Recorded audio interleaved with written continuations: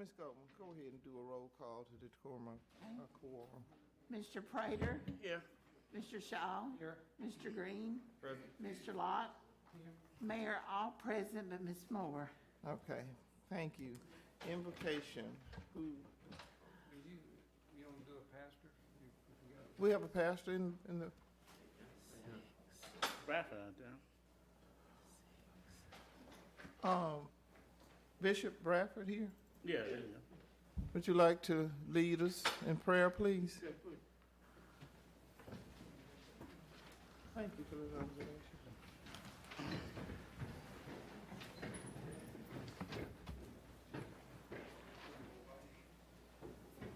Let us all stand for prayer, please. Oh, graceful Father, we come tonight, Lord, to take care of our city's business, Lord. We ask you to look upon us, Lord. Touch us in a mighty way, Lord. Lord, create a clean heart in each and every one of us, Lord. Lord, keep us so close together that one can't fall without another. Lord, we just thank you for your grace and mercy upon the city of Bastrop and this community, this state as well. In Jesus' name we pray, amen. Amen. Attention, salute, pledge.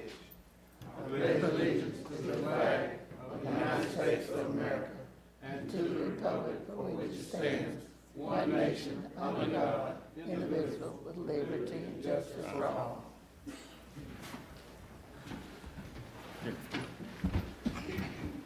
Okay. The next item we have announcements. We have some proclamations and some good news and got resolution. So I think I'm going to start with my recognitions.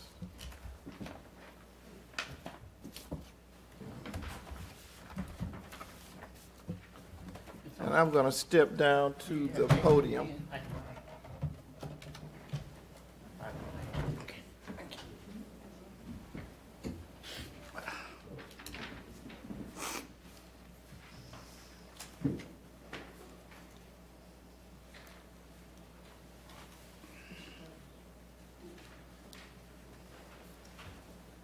I believe that we can praise people to success, and I like to always recognize our young people and those who make outstanding accomplishments. That means a lot to their personal growth as well as to our community. And this young lady, we've been trying to catch up with her, Alyssa Dismute. Is Alyssa with us?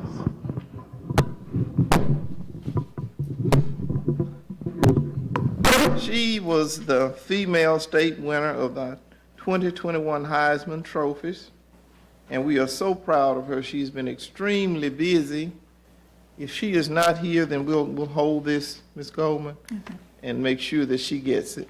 We wanted to present it to her in the public meeting. Kyron Johnson. Is Kyron with us? Yes. Yeah.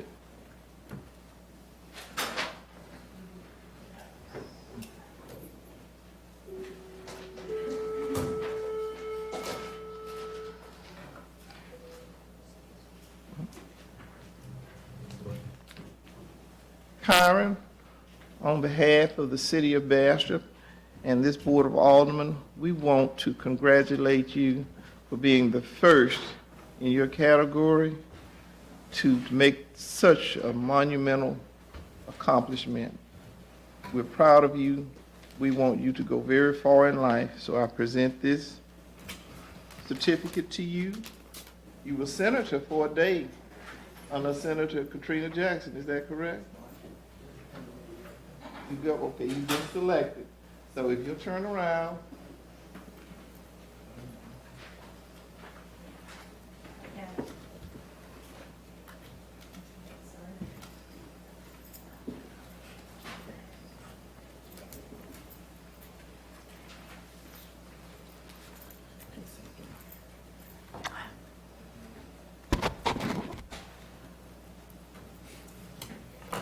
Take this off. Yeah. Take your cool yours down, Kyra. They're just starting it. Oh, yeah.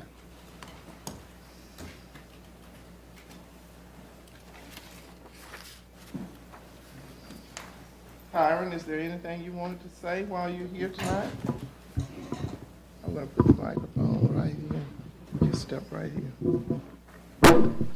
I just want to say thank you for presenting me with this amazing award certificate, and that That's okay. I could have never got this without my teachers and my parents. Okay. Who's here with you? My mom, Okay. Yvonne Johnson, Okay. my Braille teacher, Miss Robin Grantham, and my future boss, Miss Bookoff. Thank you. Ma'am, can you say thanks? Awesome. Thank you, thank you. Congratulations. I'm proud of you. There's one other plaque that I want to present. I had an unusual day one day. Before I present this plaque, I'm going to say this, that I appreciate all of the city workers and city employees because they do a tremendous job, sometimes under the most difficult circumstances. But that's all of what public service is about. But I had an unusual day one day. One morning, I had an encounter with a gentleman that mentioned this young man's name. And I said, thank you, I'll be sure to pass it on to him. Then another day, someone approached me about the same gentleman. And I said, well, I'll make sure that I pass that on to him. And then over the weekend, I got a call about a tree. It was after hours. In fact, it was on a Saturday. And I had to call this gentleman and his Terry people. I'd like to present you with this plaque on behalf of the mayor and friends of Betty Alford Olive in appreciation for your dedication and service above and beyond the call of duty.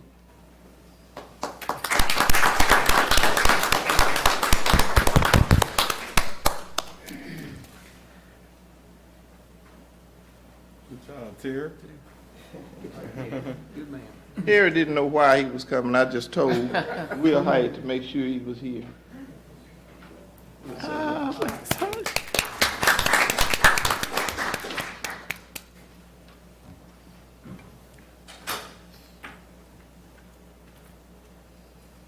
you want to speak to him?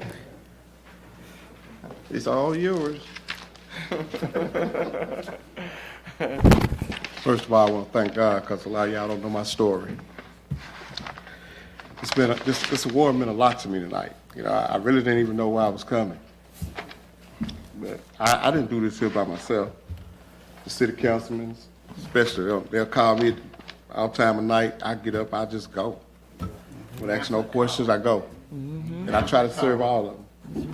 And I really don't even know. I just want to say thank y'all. Just thank you. Take care.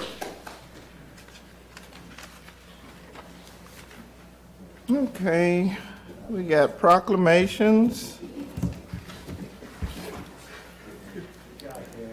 Okay, one proclamation we have is for the 53rd anniversary of the National Fair Housing Law, Title 8 of the Civil Rights Act of 1968 during the month of April is an occasion for all Americans, individually and collectively, to rededicate themselves to the principle of freedom from housing discrimination wherever it exists, and whereas this law guarantees for each citizen the critical personal element of freely choosing a home, and whereas a fair housing law has been passed by the state of Louisiana, and implementation of the law requires the positive commitment, involvement, and support of each of our citizens, and whereas the department and agencies of the city of Bastrop are to provide leadership in the effort to make fair housing not just an idea, but an ideal for all of our citizens. And whereas barriers that diminish the rights and limit the options of any citizen to freely choose a home will ultimately diminish the rights and limit the options for all. Now, therefore, I, Betty Alfred Olive, Mayor for the City of Bastrop, do hereby proclaim the month of April 22 as Fair Housing Month in the City of Bastrop. Ms. Goldman, you want to take this and we can prominently display it somewhere? We will have it on our website, and I encourage you to visit our website because we have limited means of communication, so we want to keep the public informed. Also, we have another proclamation. The designation of April 18 to April 24, 2022 as Love the Boot Week highlights the theme of keeping Louisiana beautiful. The 7 days of cleanup on the streets of Bastrop will beautify the city and cause prospective businesses and tourists to take interest with locating in and visiting our city to a new level. Love the Boot Week provides for the organization of an event in the community for vital cleanup of neighborhoods, businesses, parks, and all areas in need of improvement.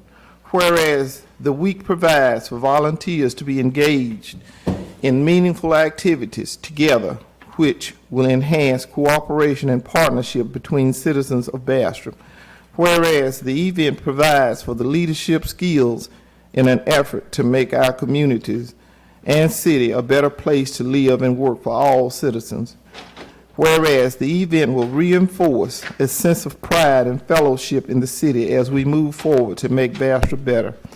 Now, therefore, I, Betty Alfred Olive, Mayor for the City of Bastrop, do proclaim the week of April 18 to 24, 22 as Love the Boot Week in the City of Bastrop. Okay, the two chairs of the cleanup, y'all want to speak to this and what your plans are?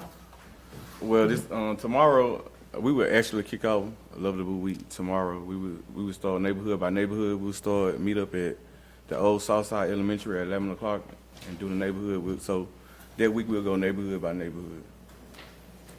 That's great. What's- This mutant just showed up. Sir?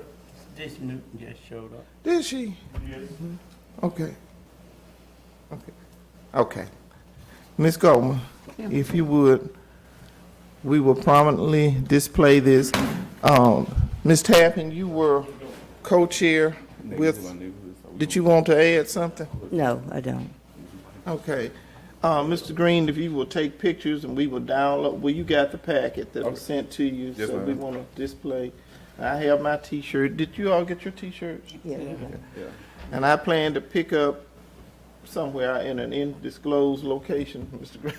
I will be picking up trash. Yeah, we would definitely start tomorrow. Mr. Green, you Thank come you. to my neighborhood? Where's that It's plaque? neighborhood by neighborhood. Mr. He's President. got it. Neighborhood Yeah, come there first. everywhere. Plaque. Come there what? Come there You first. gotta do your own neighborhood. Shoot. You didn't tell me, Mr. Green. You said you were gonna have it. Nah, I never told you that. Oh, so, I'm letting back out. so you setting them in line, huh, Mr. Green? Never do that either, Mr. President. Thank Thing you. my daddy told me I have at the end of the day is my word. Alyssa. You know what? I said so many wonderful things about you. I don't remember anything that I said. And we are so proud of you, and we know that you have just been everywhere, and we were beginning to feel slighted. I'm sorry for my Oh, you my don't- tardiness. I was coming from a track meet, and it was in Sterlington, so I had to, you I know. understand. Yes, sir. You're right, you had to prove it. God put it. But on behalf of the City of Bastrop and the Board of Aldermen, we are so proud of your accomplishment. Your mom, will you come and stand with us? Okay.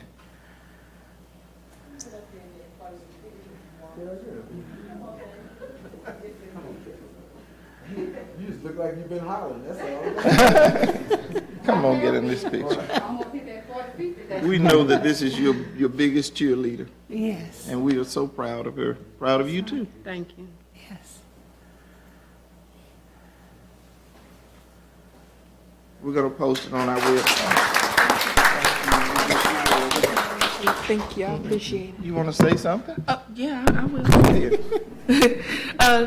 Good evening. I'd like to say thank y'all for supporting me, and thank you for the kind and encouraging words that you've all given to me. Collectively, y'all have actually been a big help in why I keep doing what I do and why I push harder every day. I'd like to pray for everyone, if that's okay. Yes. Okay, bow your heads and close your eyes. Lord Father God, thank you for this day. Thank you for allowing me to be here with this room full of loving people. Remember that they are your children and that they will do what is in your will. Lord Father God, I want to thank you for giving me the heart that you've given me to bless others. And thank you for giving me the tenacity I have to finish things that I start. In the name of Jesus, I pray. Amen. Amen. Bless you. Beautiful.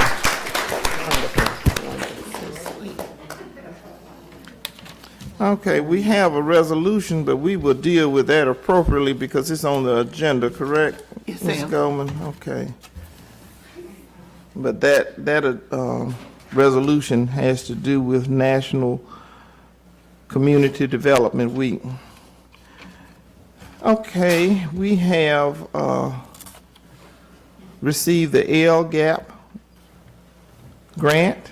Yes, ma'am.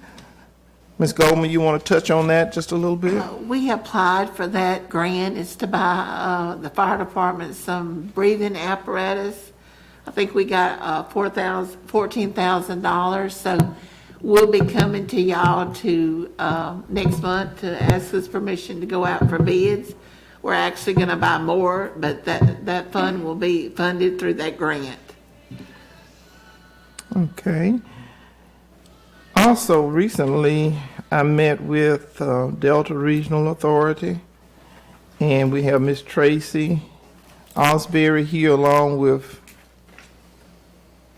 Jeffrey Tyler.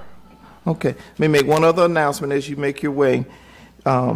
We sent through the National League of Cities, our Public Works Director to Washington, D.C. The expenses were picked up by the National League of Cities, so we're looking into available funding through that particular source that has really been a benefit to us, comes to us from M5 organization.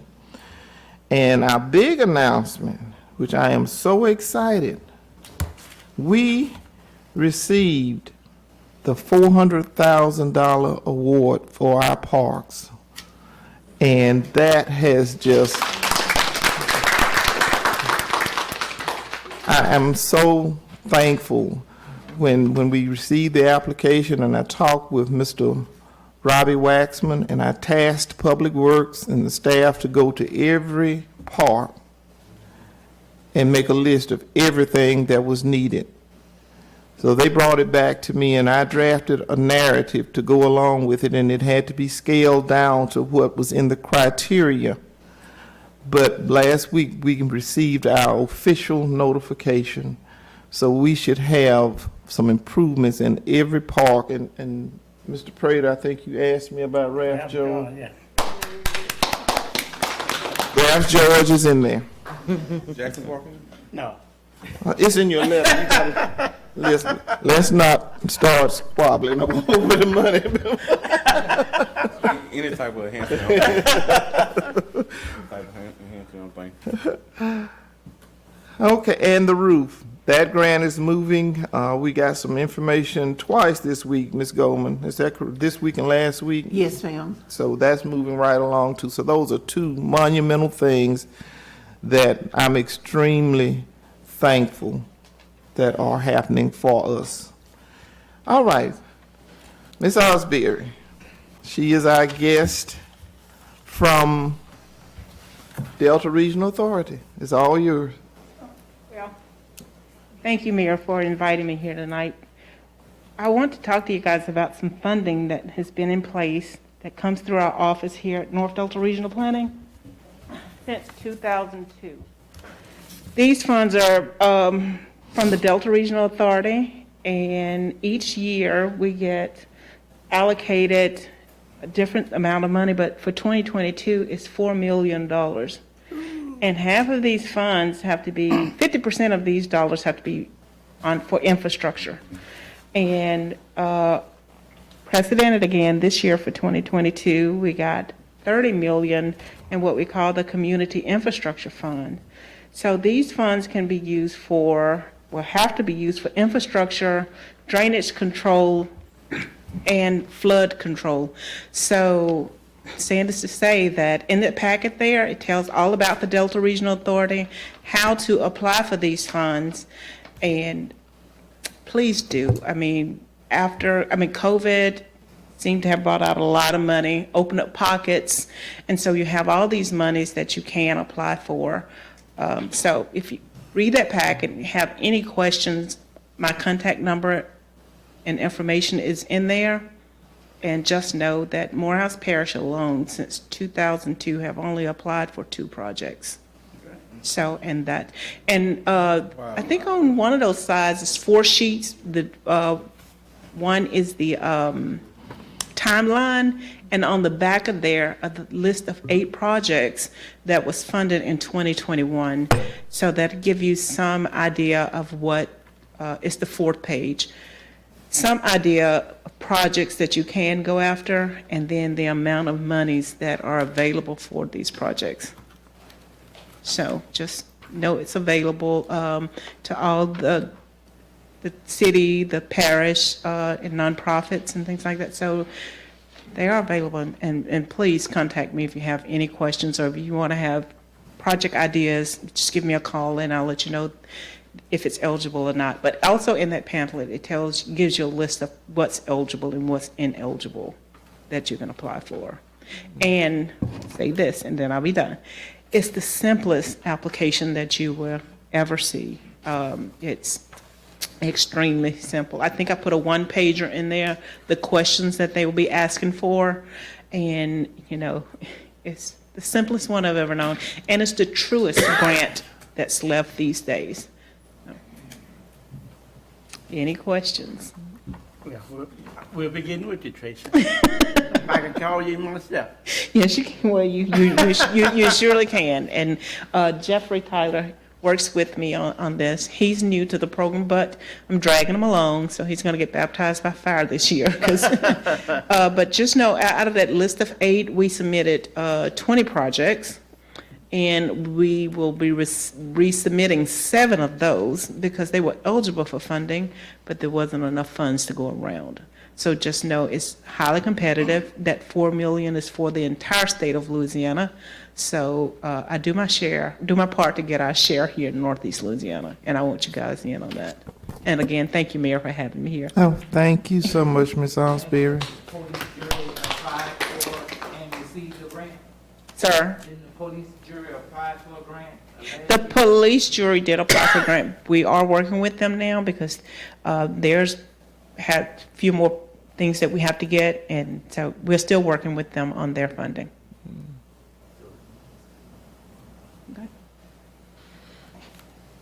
Okay, Jeffrey, did you want to say something, Jeffrey? No, ma'am. Okay.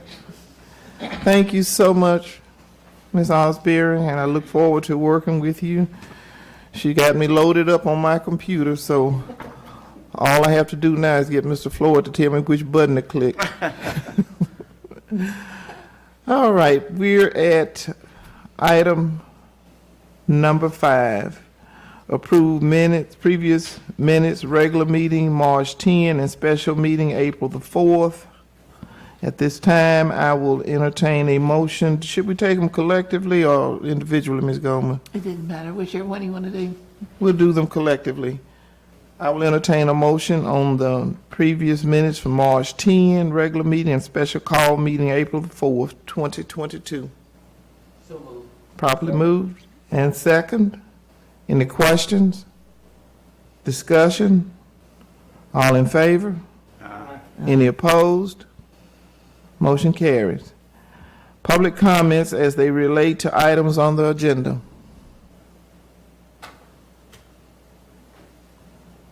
Item number 7, consideration of and action on reports of committees appointed by the governing body. Okay, let's hear from, were there any district announcements that I skipped that part, that anybody wanted to make? Yeah, we do need to cover that or back. Okay, we can do it. Now, let's hear from Chief Crowder. Was it any report that you have? Not really, ma'am. I spoke at the finance meeting.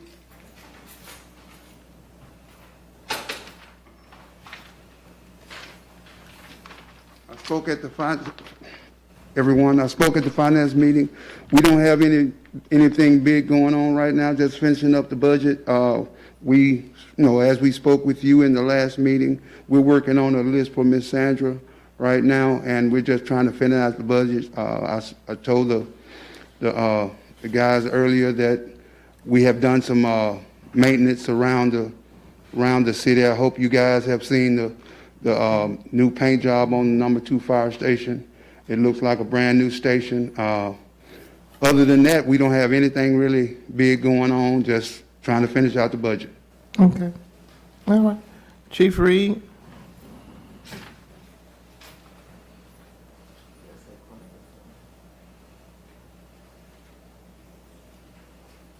Basically the same, Mayor, just as Chief Crowder spoke. We closing out the budget. We don't have anything big going on. Just discussed a few other things with them in reference with the sheriff department working with us, and that's basically it. We're trying to close the budget out.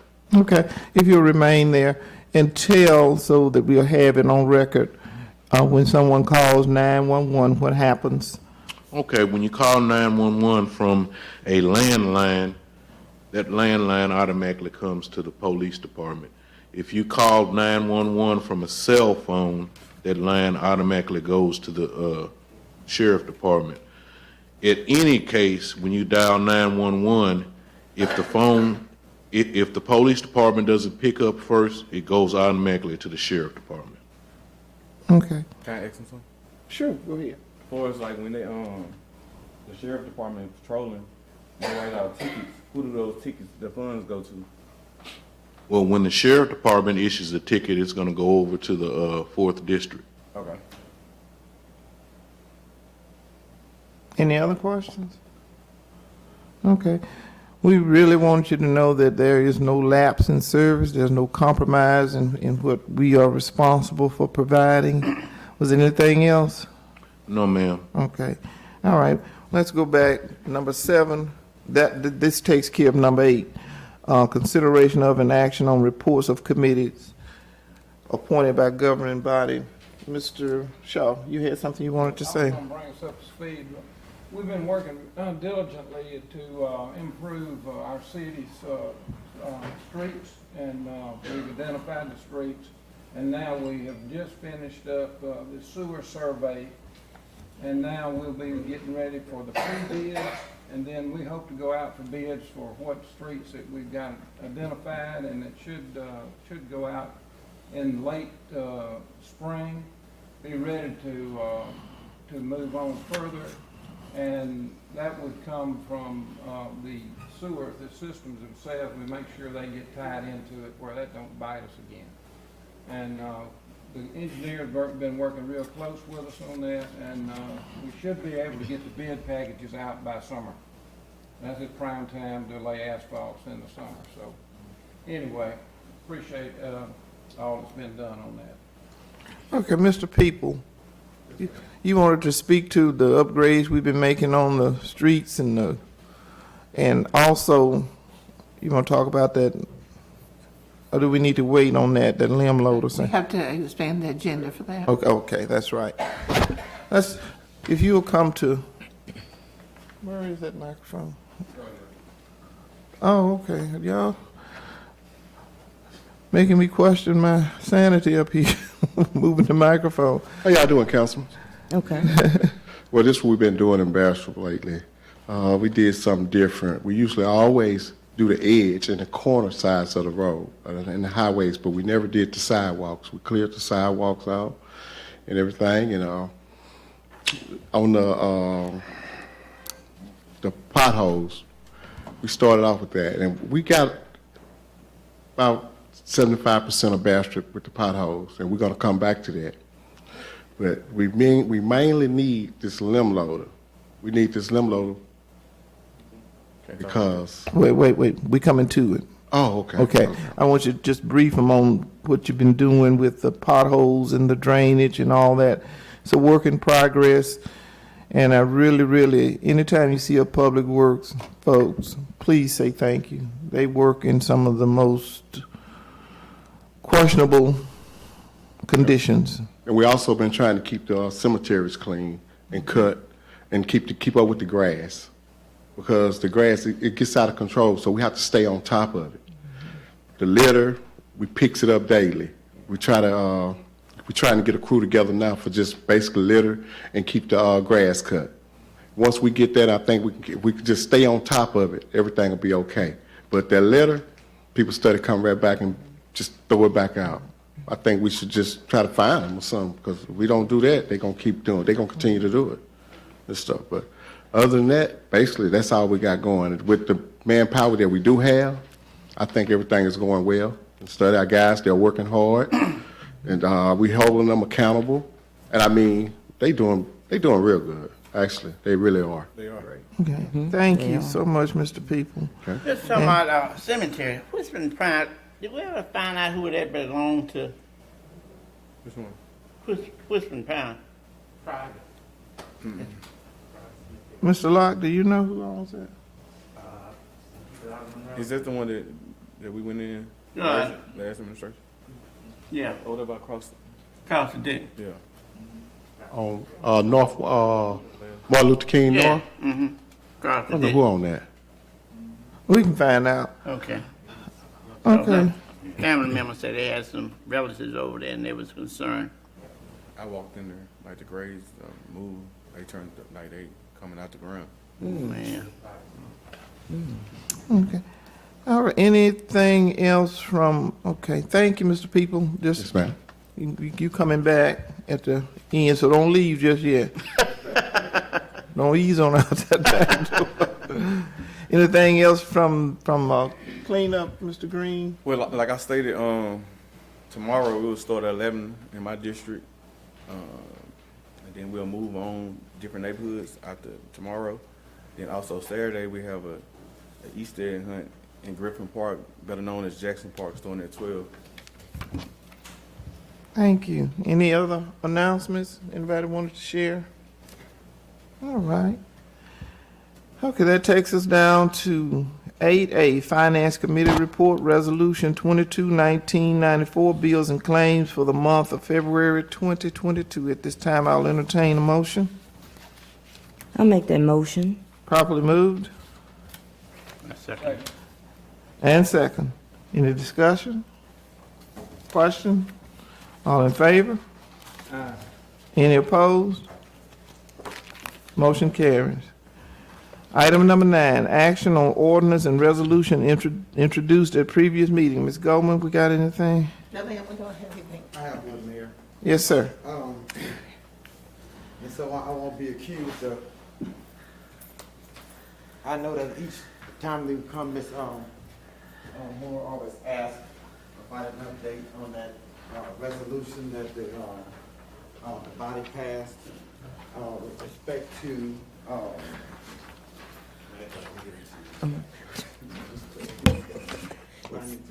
Go ahead. the council had previously asked me to request an attorney general's opinion on the issue with respect to the appointment that was made initially for chief of police. And I have been in constant communication with them, and every time I come, I say that they don't have it, they don't have it. Apparently, they did assign a number to it, and that's going to be 210138. But I did tell the Assistant Attorney General, who has been tasked with preparing the opinion, when could we expect to see it coming forward? And he advised, he asked about whether or not there is a current existing chief of police, and I advised him it was. And he said, well, look, we can't just give a hypothetical opinion. I need to know whether or not y'all still want us to draft an opinion. He said, can you take it to the council and to the mayor and find out, do they still want us to do an opinion, notwithstanding the fact that we don't do hypothetical opinions? So I said, please send it to me in writing. So he sent me this email on March the 22nd, 2022 at 11:44 a.m. And I'm just circulating it to you all, so that you all can give me direction. If y'all want me to tell him Maybe- no, or tell him yes. Maybe if we can go by seeing, like, what did you send to him? Like what, because we don't Oh, know. I sent the AG opinion request. Yeah. I have to go get it. I have a I mean, copy. whenever you get it, you can get it to me. Yeah, I'm just saying, it's in my office. I have the specific opinion that I submitted. And I think I submitted it when you all gave me the resolution. Did I make it a part of the record? I'm not sure. Because I remember, like, if I'm not mistaken, I remember one meeting you said is when they get opinions, but it's based on how it was written to them as well when they respond. Right. Correct? Right. So in order for us to see what we need to do, we probably need to see how it was sent to them. If you all don't mind, I'll go run to my office and get a copy. It's not a problem. It's on my system. I'm saying the official thing is on the system. I don't think we have to do nothing right now, right? But you can get it to us. Well, You just giving us actually, for yes or no, information because purpose only? The line item on the agenda says actions on ordinance or resolutions Okay. introduced at a previous meeting. Y'all previously introduced a resolution. That's the only way I could get the AG opinion. Right. Asking me to get it. So when I got the resolution, I had to attach the resolution with my, with the letter requesting the, opinion, and that went off to the Attorney General's office. And that's what we've been waiting for since, I mean, it's months now. I mean, I don't know when that was. You know, Yeah, I'm not sure. But yeah, I was just asking because I know it's based on what's sent to them, that's how they respond. Absolutely, absolutely. Well, I mean, the question is, do y'all want them to respond here? Yes. If y'all want them to, just tell me yes, and I'll just tell them yes. Yes. Yes, Okay? that way you make sure you got it. All right, well, yeah. And then How would that go, Mr. Pierre? They're saying here, based on this conversation, it appears your request, not resolution, the opinion and the number regarding the appointment is now moot. So would Well, the question, the impetus of what had transpired here at the meeting was there was a motion and it was a 2-1-2 vote. And the whole discussion went about as to whether or not it passed or did not pass, so on and so forth. The mootness of the issue is that you currently have an existing chief of police. So the question, when it was initially presented, was, is Carl the chief?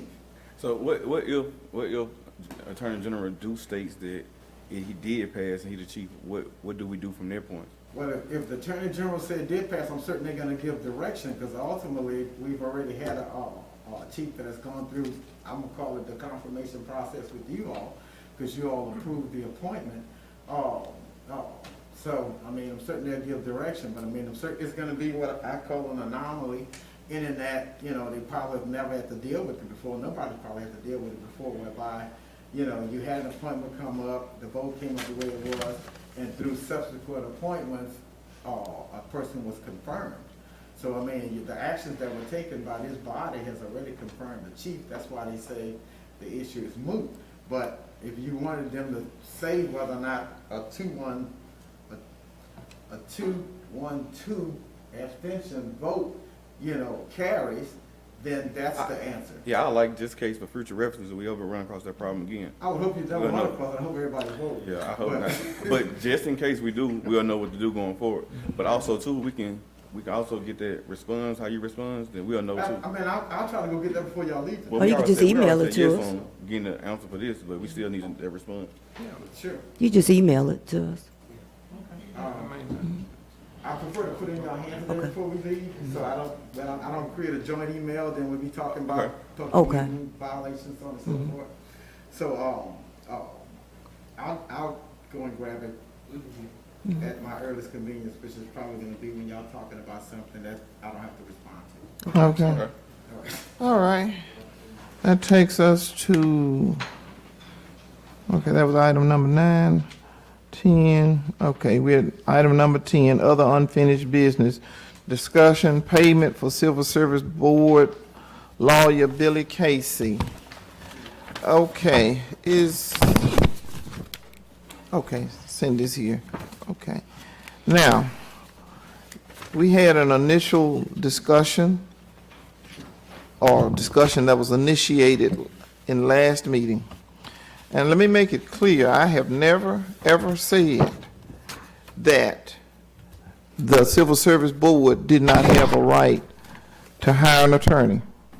I read the civil service law and I call the appropriate people.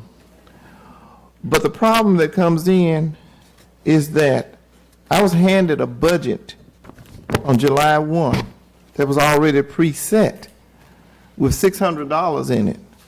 And it would be a violation. I would be breaking the Local Budget Act if I paid a bill on a line item that had $600 in it. And in that category, what's associated with it has already cost $7,000 in court reporting. Now, I have a fiduciary responsibility to stay within the budget. So it is not for me that I'm being mean-spirited. It's that is what I held my hand up to do, is uphold the laws. The bill that we have been presented is somewhere in the excess of $16,000. And that's not all of it. From what I understand, that is just from August to November. So looking at it at that rate, then we got December, January, February, March. Where will it end? If this was not budgeted, so it would be illegal for me to pay the bill, and as I understand it from the proper authorities, that it would be illegal for this council to pay the bill unless the budget is amended. Okay? Amendment comes with this set of circumstances as well. Revenues and expenses. That's what you handed to me. A balanced budget. So, if this bill at this point is 16,000, is it exactly 16? No, ma'am, it's $16,378. Okay. So what is the next bill going to be? Is it going to be somewhere in the excess of that? If we look at it in a prorated share and looking at the remaining of the fiscal year, is it going to end up being $48,000, $50,000? Then, if the budget is amendment, who do you cut? Where do you cut? You got to take the money from somewhere. Are you going to cut a police officer? Is somebody going to give some of their money back to help defray this bill? I'm living within the budget that was given to me. Sandra, Yes, ma'am. you want to talk about the process? Yes, ma'am. That was my question. Okay, the general consensus is whenever we go buy supplies or anything, the department that's gonna buy it writes a requisition. They give that requisition to the purchasing, which cuts a purchase order.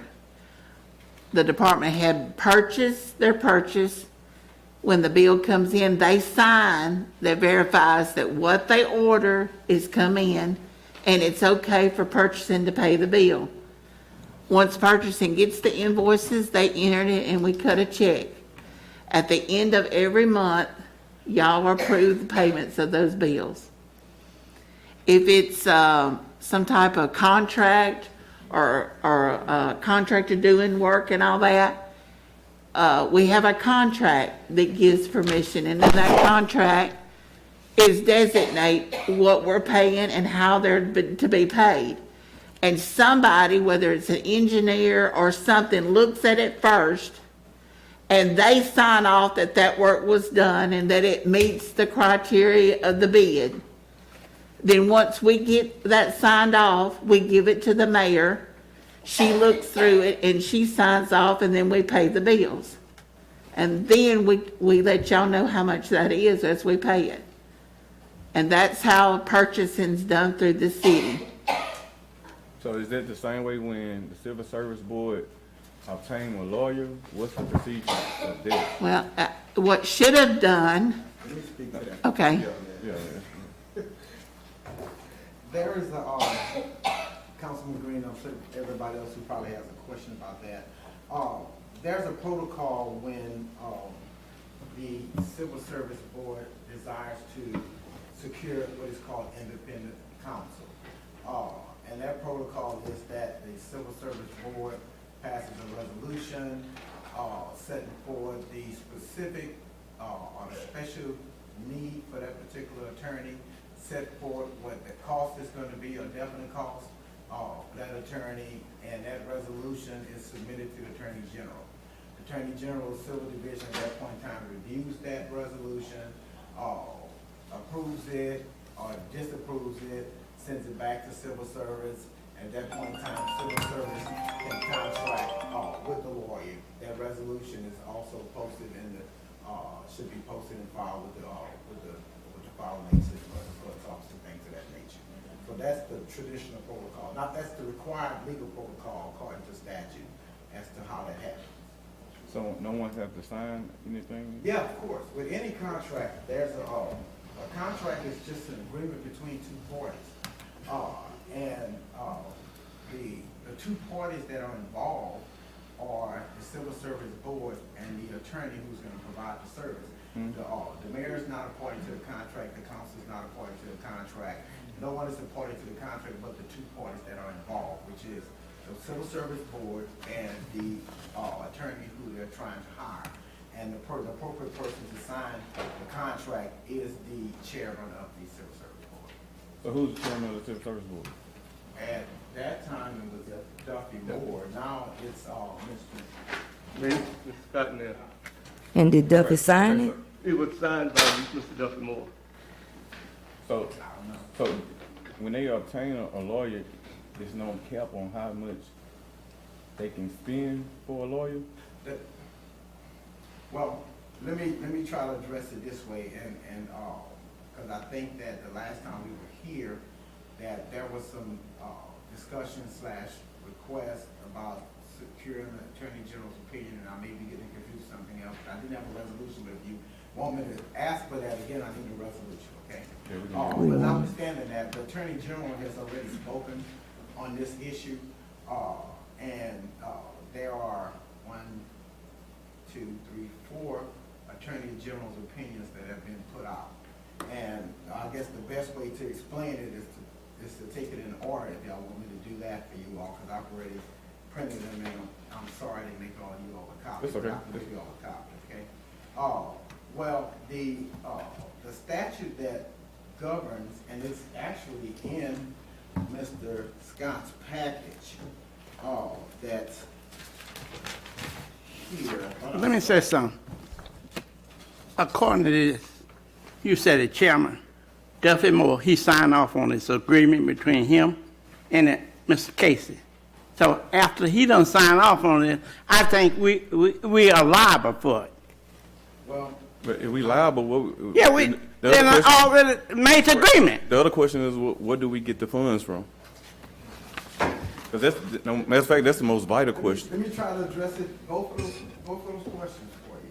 Because Mr. Prater, on the one hand, you're partially correct, and Mr. Green, on the one hand, you are absolutely correct. And when I say you're partially correct, is that the Attorney General's office, because nobody has been to court on this, so everything we're talking about is one way to give an opinion. The Attorney General gave an opinion specifically with respect to once the contract is signed, that is binding upon the municipality to fund it. So that's where you're partially right. Because the Civil Service Board does not have an income stream in order to be able to perform its duties and responsibilities as a board. As such, it is incumbent upon the municipality, and that's by statute, to adequately fund the Civil Service Board for the performance of their duties. I agree. I'm glad you do. Now, by the same token, in that very same statute, because Mr. Scott mentions it, but he doesn't mention it in completion with respect to the letter he wrote, but he put the statute in the back. So I don't think he's trying to hide the ball, but full disclosure, you need to understand what it is that the statute says. And in Mr. Scott's packet, it should be the very last, I want to say last page, because it's not numbered. It's right after the invoice. for Mr. Casey, the second page after the invoice, which is the statute which talks about legal services, is 332566. It's in his packet. After you get past Mr. Casey's bill, you're going to see the first statute, which talks about appropriation facilities for the board, and the next statute is going to talk about legal services. Okay? And I'll bring you to the Attorney General opinion that dealt specifically with that. Okay? And what the statute says, and I'll read it so that y'all can read along with me if you desire. I'm not going to hide the ball on that. Say, if this part or the enforcement by the board is called into question in any judicial proceeding, and I'm going to read that again because that is ultimately the issue. If this part or the enforcement by the board is called into question in any judicial proceedings, with an S, or if any person fails or refuses to comply with a lawful order or directions of the board. So, two things. If they're across the street, y'all got to fund that. I'm sorry. If they have to if something is being challenged by the against the Civil Service Board, and that matter goes across the street as an appeal. In the parish? And yeah, and when I said, I'm so sorry. Let me not be colloquial, okay? If the judicial proceeding is the proceedings in the court of law, which means in the Morehouse Parish Courthouse. So if the Civil Service Board has an action that they're taking action on an item that they're investigating or they're conducting a hearing on, and Civil Service Board makes a decision. If the Civil Service Board decision is appealed, it's appealed to the 4th Judicial District Court, Parish of Morehouse, across the street when I say that. So that particular matter then is in a judicial proceeding across the street. So at that point in time, you have no discretion. You have to pay that lawyer to represent them in that judicial proceeding. Hold on to that, okay? Or the next thing says, if any person fails or refuses to comply with a lawful orders or directions of the board.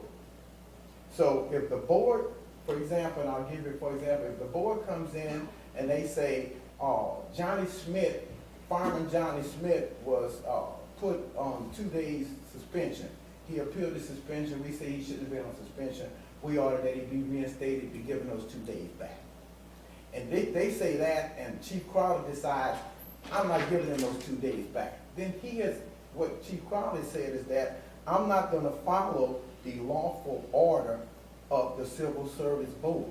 Mm-hmm. In that scenario, if they need to get that lawful order enforced, they are entitled to have an attorney.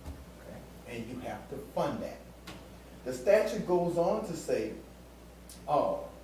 that the board may call upon the Attorney General's office, to represent them.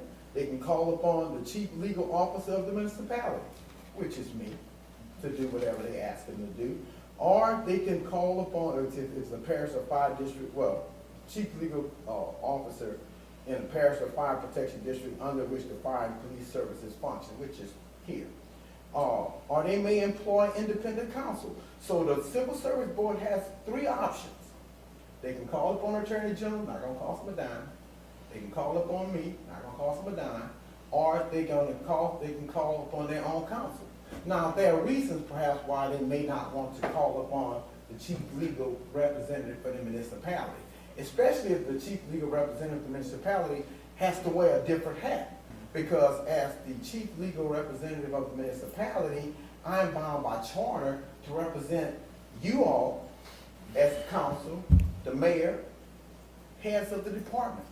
So if the chief of police has an action that he's brought before the Civil Service Board, then I sit in representation of the chief of police unless he wants to hire his own attorney. You follow me? So there are times in which civil service boards may deem that, well, it may be a conflict, or they may not represent our interests the way we want, so we want independent counsel.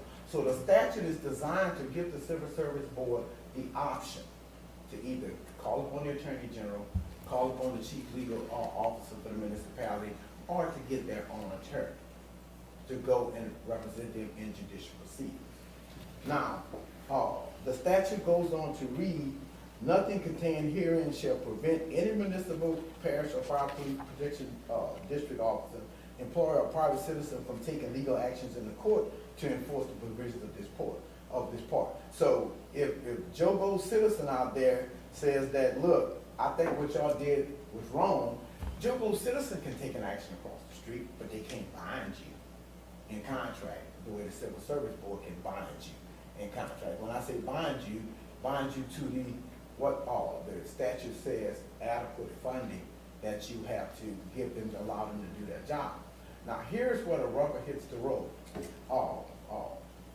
The Attorney General's opinion, and I'll provide it to you all, and I'll read it to you, and I'll give you a copy. It was Attorney General's opinion 03-2518. In 2518, this came out of the city of Morgan City. 3 questions was presented to the Attorney General, and it's found. I just have to give you all a copy. The Attorney General's opinion says 3 questions presented: is the board permitted to employ an attorney to represent it at the hearing stage? Because that's where the bulk of these bills are, these invoices are at the hearing stage. Because in the administrative level of the Civil Service Board, when they're conducting hearings and conducting investigations, that's administrative, what they're doing. The judicial proceeding is in the courthouse. So the city of Morgan City posed these 3 questions to the Attorney General. 1, is the board permitted to employ an attorney to represent it at the hearing stage? The second question was, if the board is allowed to employ an attorney to represent it at the hearing stage, whose obligation is it to pay the fees of the attorney?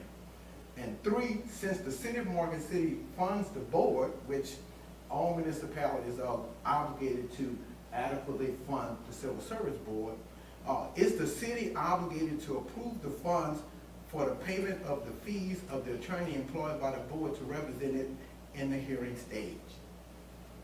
Simply put, straight questions, the exact same questions that are being posed before you all to pay Mr. Casey's bill. Now, I'm going to tell you now that Mr. Casey's resolution was passed, was signed off on by the Attorney General. It was signed off on months and months and months after Mr. Casey had started working on behalf of the Civil Service Board because of the contractual relationship between the board and Mr. Casey. Now, what Mr. Casey was charged with doing was coming in and actually conducting the hearing. I'm not telling you that because, I'm putting something in the abstract. That's what actually occurred. The transcripts bear it out. He was asking the questions. He was doing all that stuff at the hearing. Well, the Attorney General said this, and he came back to the statute. He says, in regards to the duties of the board, found at 332537, they can conduct investigation, pass upon complaints by and against any officer or employee in the classified services for the purposes of demotion, reduction, imposition, abolition thereof, suspension, dismissal of the officer or employee in accordance with the provisions of this part. So the board clearly has delineated duties that are set forth in the statute as to what they're supposed to be doing. He further goes on and says, whereas 2561B3 gives the board complete charge of any hearings and investigation, and further provides it may conduct it in any matter it deems advisable. We would conclude the mandate that the board shall conduct the investigation, and that all hearings and investigations conducted by the board shall be open to the public, that the hearings must be conducted by the board rather than an attorney employed to represent it. So I'm not making this up. I'll circulate it to you. This is what the Attorney General has already said. So ultimately, are you all going to be obligated to pay Mr. Casey at some point in time? Yes. What are you going to be obligated to pay him? It's going to be the question. Right. Because obviously, Mr. Casey came in and conducted hearings, and he conducted an investigation, which is the responsibility of the board. You know, and the reason why, and I guess I have to circle back around to what Ms. Goldman said before about how that particular line item came in that you all adopted, you know, under Mayor Cotton's administration when you adopted the budget with only $600 because history dictated that It normally be that's probably all y'all was spending. Right. It was. Transcripts here and there. Right. But what probably should have happened and what probably happens in other municipalities is that before budgets are approved, individuals who have particular line items or interest in line items, they come and they present and they talk about we need more monies in the budget, and then you try to find ways to balance it with a funding stream. Well, of course, that wasn't done. You all adopted the budget of $600, and that's what your local budget act has you bound by right now. Now, the question is, how do you get past it? But that's going to be up to you all to decide whether or not there's a funding stream to pay Mr. Casey. Okay. Now, ultimately, and Mr. And I promise I'll let you talk. So I want to make certain that everybody's clear on what I'm saying. The law says that you have to adequately fund civil service. What is adequate funding? It kind of depends upon where you are. You know, some municipalities, you know, pay a whole lot of money because it's a large departments, a lot of activity going on, a lot of actions being taken by appointed authorities, you know, and there's a lot of, I mean, they're meeting all the time, special meetings to do a whole bunch of stuff. But the reasons why the law is drafted the way it is, to say that one, the board has to function, because the board was, you know, the legislative and the constitutional provisions that put the board in place for a reason. They wanted to take it away from the political realm. They didn't want there to be politics involved in what's going on with these civil servants. And as such, they put a board, which is supposed to be an independent board who sits, they're not appointed by the administration, they send their appointments through the university. You know, they send their appointments through the respective civil service departments, the fire and police departments, and they say, go out and do your job. These are your responsibilities, these are things you should do. Now, the problem comes when you take your role as a civil service board and you decide that I'm going to change my role. Your role is clearly defined. You sit, you listen. Presentations are made to you. You don't need a lawyer to make a presentation to you because the presentation is being made by the person who is asking that you take either the side of the appointing authority or the side of the civil servant. Those are the presentations that are made to the board. But in this particular case, and that's why you all have this, what I call inflated bill, is because the attorney that was contracted with, legally contracted with by the Civil Service Board, took the role that the Civil Service Board gave to that attorney. I'm going to say they gave it to him.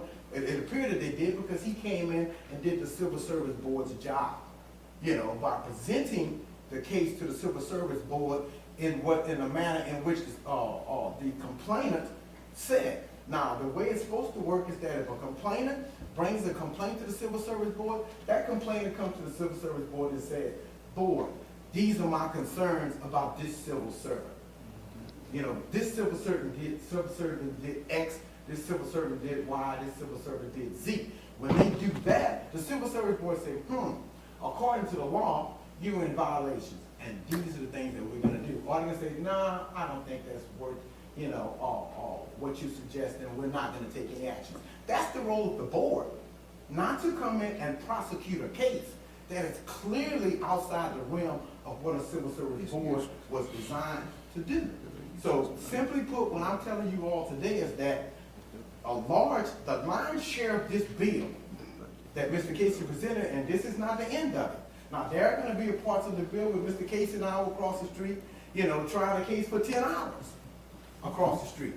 You know, still waiting on a ruling on him. There are other cases to come whereby Mr. Casey, you know, was lawfully in position and in a judicial proceeding, to which I have no argument. The statute doesn't give you an argument for that. They say you have to fund it. How are you going to fund it? I don't know. Because if you all are operating under a scenario which everyone in this room, you know, who's sitting before me today, as well as Ms. Goldman, who's sitting to my right, knows that this municipality each year has to borrow money to meet the ends because your main funding sources are sales taxes and property taxes. So when you look at your budget that you all adopted prior to Mayor Olive taking office, when you all adopted that budget, it was a balanced budget. Revenues met expenses. But now you're saying, okay, let's make, and I'm not saying you're saying that, but what's being requested is that, hey, look, pay Mr. Casey, which means what's being asked of you as a city council or board of alderpersons is saying, adjust your budget. Well, when you adjust your budget on the expense line, you gotta have a corresponding funding source on your asset side. So, I mean, it's a dilemma, obviously. It's a dilemma, but the statute says that, he can't come and conduct the hearing and get the report. That's not what his job is. His job was to advise the board, or when they need advice, or to represent them in the judicial proceedings. And I can't say it more plainly than that. I understand that the budget is $600, so of course we're gonna have to amend it, but first we need to figure out what exactly do we owe him, like legitimately. And can we negotiate too? Right. Those fees? Because he deserved, he did it. Yeah. Well, let me say this, and to answer your question, Councilman Moore, as a lawyer, there are times, and even if you go to trial and you get a judgment for $100 million, does that mean you don't get $100 million? Not really. Then guess what the other side will come back, look, we can take this through appeals for the next 20 years, or I can give you $30 million and you go about your business. Now, everything is negotiable. Now, I'm just saying it from the perspective of law. Mr. Casey may figure, I want it all. Even though, Right. likelihood of him going across the street and getting it all, I have a different opinion on that because I happen to see what the law is. Now, there is a school of thought out there that, and to be totally candid with you, because Mr. Casey, Mr. Scott submitted in his packet, the Attorney General's opinion, which says that, look, anytime we need some help, we should be able to have a lawyer all the time. Well, I mean, How's he gonna pay for it? that's a discussion. Is there any way we can put something in place to Well, here, intervene in this This situation? is what, and I can only tell you about going forward. Okay? Going forward, when you all are preparing to adopt a budget for the next year, I would assume that Mr. Scott is gonna make his way to the administration. You follow me? And say, look, last year, we amassed, X amount of dollars in expenses. We need more money in the budget for civil service. Right. You're obligated to fund it. Right. He knows that. You're obligated to fund it. So he's gonna say, Mayor, can you find a way to find some more money? But here's the issue. In the letter that the Attorney General sent to the administration on February 3rd of 2022, then the Attorney General's office says, yes, we approved the resolution. It's not our job to approve the contract. That has nothing to do with us, but everything is boxed in by this fund that you all appropriate. And until you all, if you don't have it, you're locked in with your local budget act. So that's the issue. You follow me? So ultimately, to answer the question, where you gonna get the money from? I have no idea, but I think all funds are dedicated. So it's the same thing that we talked about before with other stuff that when we're dealing with people want money from judges and things of that nature. It's no different. Mr. Pierre? May I ask a question? Mayor? Yes, sir, you may. Mr. Pierre, would you read that letter, February 3rd, 2022? That's the most recent document. It's in the packet. Okay. This is, That's February the 3rd, 2022. You can come to the microphone, Mr. Scott. Hang on, I'll get That's it. all. Okay, it's this one here.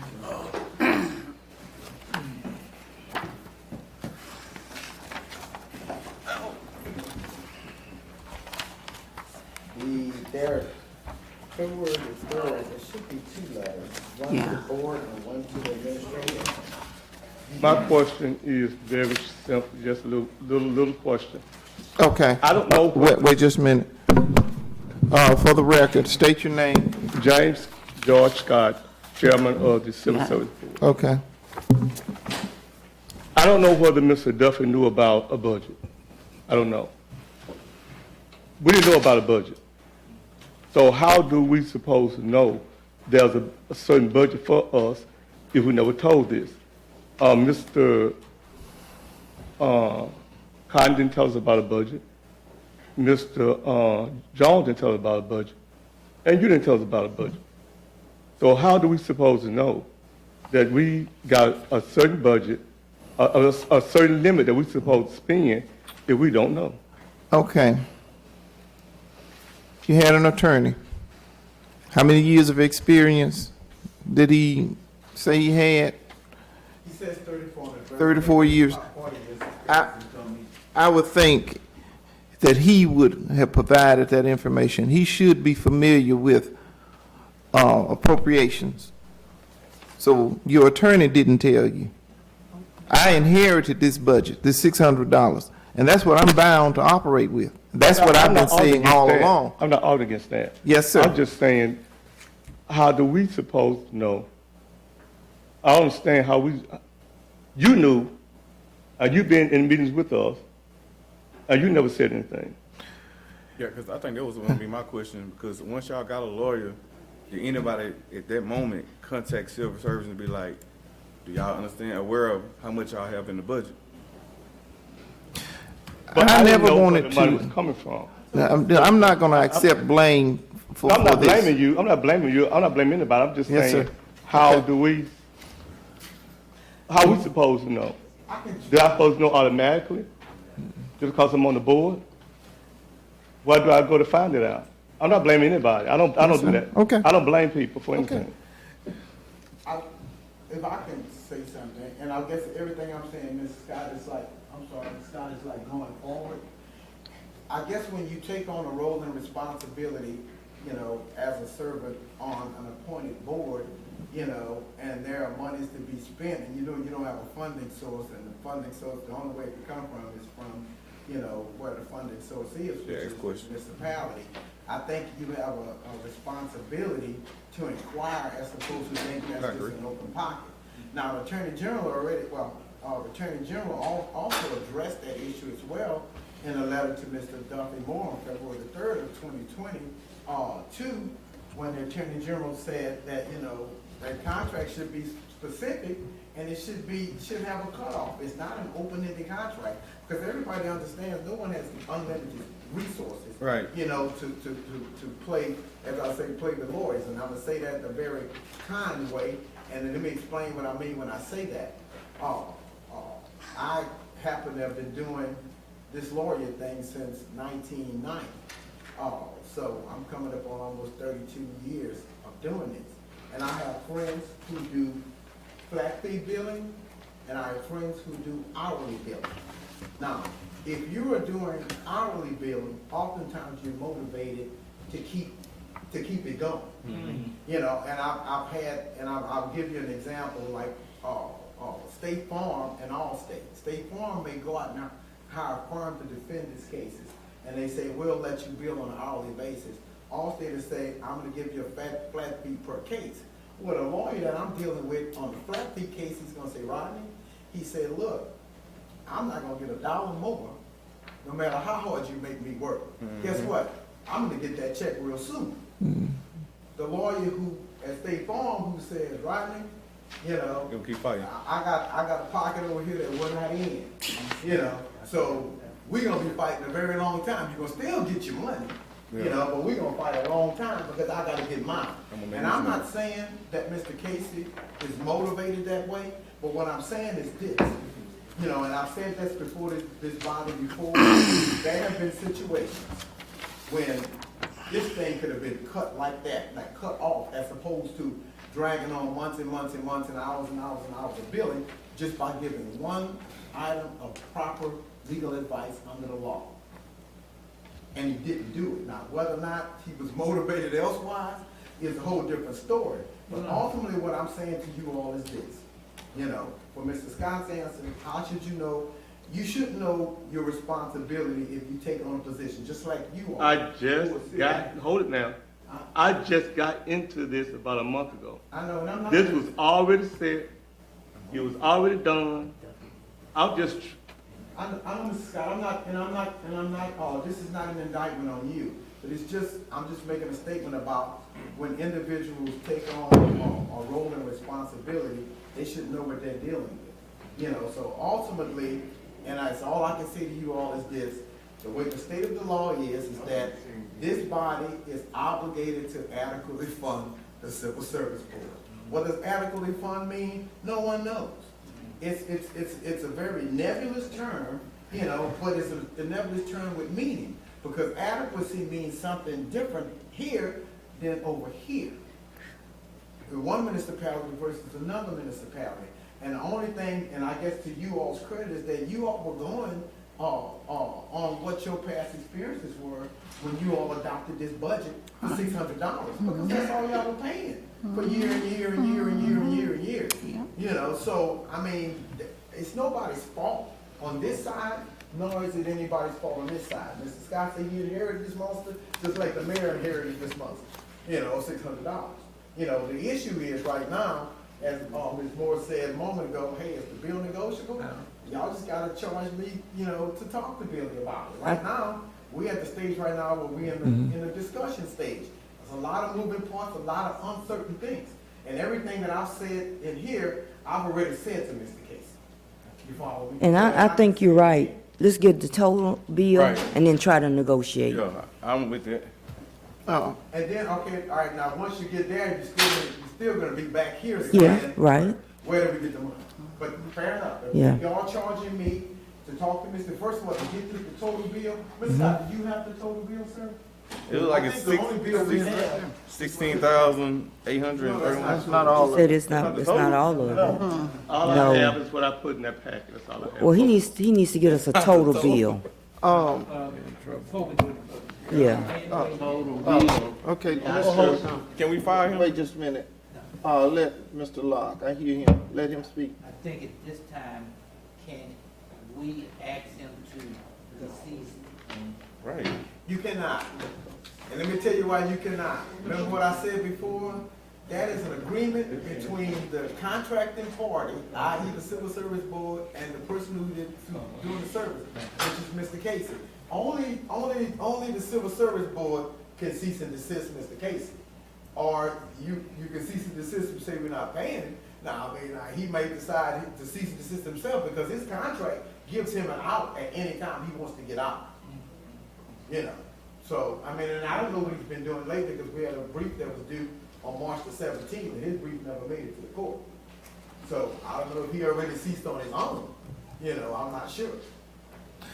All right, you were talking about taking politics out of it. Could you properly represent the administration and the Civil Service Board? Could you do that? He just said, Ms. Brady, he can. The situation is, here's the thing, Mr. Brady, so you can understand. If the Civil Service Board, when you say represent, Ms. Brady. the Civil Service Board is so you can understand, Mr. Prater, the Civil Service Board, since that's a neutral body, you follow me? There should not be any politics at all going on with the Civil Service Board. So if the Civil Service Board says, Mr. Pierre, you know, what is the law with respect to X? Whether I'm sitting here, whether I'm in the hallway, whether I'm sitting over there, you follow me? I'm going to tell them what the state of law is. I'm just like I read it to you all right there. I'll tell you. Yeah, I'll tell them what it is. So they don't need representation for me to advise them on what the state of the law is. Now, can I represent them across the street and also be representing the fire chief? No, they're not. So when you talking about represent, you talking about in the judicial proceeding? No, I'm talking about representing the administration, and you got the Civil Service Board over there. You're gonna get the politics in somewhere. You might well call a spade a spade. Well, not. Well, Oh, come on. I've been in this stuff about as long as you. What I'm saying to you is this, Mr. Prater, if you saying, can I represent them? Oh, Could you have stopped this before it got this far? could I have stopped? Yeah, if they came to you, told you to represent the Civil Service Board, and you also represent the administration, What do you mean, could I have stopped it? could you have stopped them before this bill got out of hand or advised them? Oh, absolutely.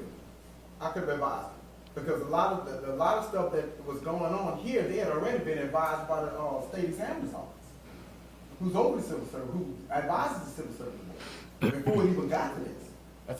I think what he asking is if they would have came To you. they came to you instead And of ask me going the question? instead of going to get their own attorney. Well, the statute says that they can call upon me. Right. They can call upon the attorney general, and they can call upon their own independent counsel. But I guess what he's saying is also would you represent him just as well as Casey did? Take the politics out of it and just do what's right to do. Is that what you said was right? Pretty much. Okay. Well, the problem would have been with that, Mr. Green, is that I am obligated by charter to represent the municipality, the city council, Right. and the members of the head of the department. So that's why I said what I said earlier, that there's a reason why the statute is drafted the way it is, because if a conflict presents, now everybody's charter might not be the same, you know, but the way our charter is drafted here in Bastrop, I have a designated role. My designated role, I mean, they can't ask me, you know, if somebody sue you, Mr. Prater, as a city council person, they can't say, well, Pierre, come represent me. You follow me? Because I have a designated role, you know, with respect to my job here. So clearly I could not. So my role is designated here. Can I advise them? Absolutely. Can I represent them across the street? Definitely not. Another question, we know that Mr. Casey's fees are not the only fees. We had the other attorneys because you were subpoenaed and you could not act in official capacity. So were the other attorney fees, was that a flat rate or was that by the hour? We have another attorney. When the civil You service, don't know. I don't know if it's a flat or about an hour. Only thing I know is that I couldn't do my job. Ms. Goldman? I don't know, I can find out. Okay. So we have another attorney? we had to, we would have been not represented because the civil service Who board. did the other attorney represent Represent the municipality. against the civil service board, right? It was, Civil no, it service wasn't board. against, it, so that you understand, it's never against the civil service board. Okay. There's never any actions against the civil service board unless the civil service board takes an action and it's appealed upon. Okay, so who contracted those lawyers? The municipality. Like who was in contact with them? Because you know you have Mr. Duffy did it for civil service, so who did it for us, the administration? Well, I mean, I was part in, if you want to, was I part and parcel? Oh, I don't want to know if you was in Porter. I want to know who contracted them. Not who. If you was in Porter, I want to know who reached out to these lawyers to do what you done. Because you listen to what you said. You said that Casey, they paid Casey to do their job, so you ain't got a lawyer to do your job. It's gonna be the same thing. So if you didn't contact them, who did? Ms. Andrews, did you do it? No, I did not. So The who city does it? was gonna be exposed without an attorney. So we had to have So we representation. have a contract for that for them lawyers as well, right? I don't have a contract. If you want to ask the mayor, that's a contract. Okay. We had to Oh have well, representation. so Mary, you contacted those I lawyers? did. So do we have a contract for those lawyers? It was as needed, it was limited, it was nothing like the fees there, because they subpoenaed Mr. Pierre, and the city was not gonna be exposed. So to do you liability. mind me asking how much did we pay them, or how much We did have pay to- We them? ain't got a bill yet. I don't have a bill yet. They spent about 2 hours here, Mr. Green. They probably had some prep time, though. Well, I can tell you, I gave them the file, on the evening before the proceeding. So if the proceeding, let's say the proceeding was on Thursday, I don't know what day of the week it was on, I gave them my file the evening before. So I will have a much better time. Okay, Mr. Pierre, Yeah, lawyers, right, that's crazy. if you would go back to the November 10, Remember what now? that letter It's right from here. the Attorney General's office, go to that November 10 letter, 2021, that paragraph, it has also come to our attention. Yeah, this is from Assistant Attorney General Angelique Frio, who is responsible for approving the resolution from the Civil Service Board to get a lawyer. She said it's also come to our attention that, and I guess it's in your package, that the city of Bastrop already has counsel, Mr. J. Rodney Pierre. Because of this, please provide justification of the real necessity of hiring outside counsel. Okay, so you have that, November 10. Read that on February the 3rd, 2022. And this comes from the Attorney General's office. The letter to Duffy Moore? That's correct. As you are aware, the Bastrop Fire and Police Service Board recently submitted a resolution requesting approval to hire Mr. Casey as legal counsel based upon the representation that a real necessity exists. To clarify, our office approved the resolution only. We do not review or approve the underlying legal services contract, as that is not a state agency, nor do we examine the budget of the entity requesting to hire an attorney. It is important that when a board enters into a contract, including a contract to procure legal counsel, that it is for an amount that is authorized to spend.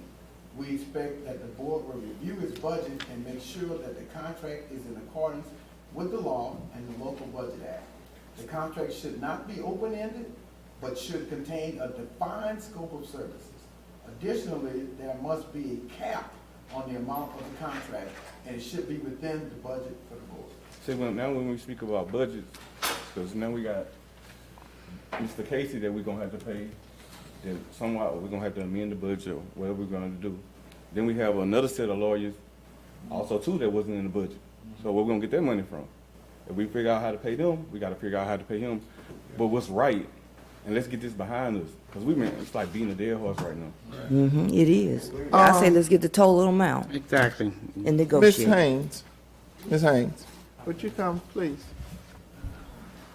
Okay. At the rate of this particular bill, at $16,000, by the end of this fiscal year, what will it be? What will it be? Where are we going to get the money from? Are you going to lay off a police officer since this is related to? No. Hey, Mr. Scott. Yeah. So, at what point do we stop using Mr. Casey? A big part. At what point are we gonna stop using Mr. Casey? Because we can't keep paying him. Yeah, for what's it, what we Like, get so for? at what point, since now that you in Duffy's spot, right? Right. So is it possible you can contact them and say, we no longer need you? I can. Can we get that done? I can if necessary. Yes. But So listen, Well, please don't do that, because now, they have a clearly defined role. Right. Politics should not be involved. I understand what you want, Mr. Green, Yeah. but I don't want Mr. Scott No. to feel that they need to fire their lawyer.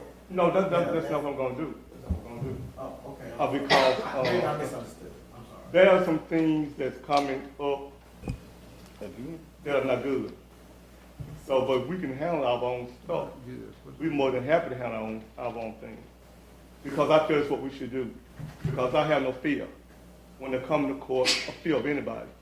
So therefore, with me being chairman now, I think we'll be okay.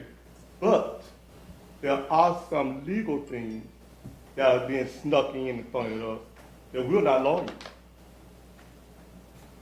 You know, that's the only problem I have. To try to overcome these little sneaky things in front of us. Okay, well, I don't know what that would be, I know. Mr. Scott. So that's what you for, Mr. Pierre? I have no value, Mr. Scott. I mean, we can go on and on. I think we just need to get the total bill and try to negotiate. Wage order. This won't end. Ms. Haynes, I need you to speak to our best practices, Budget Act, our obligation to fulfill and operate within the realm of a budget. Okay, I can't add to anything that Mr. Pierre said. I mean, all this is suggestions.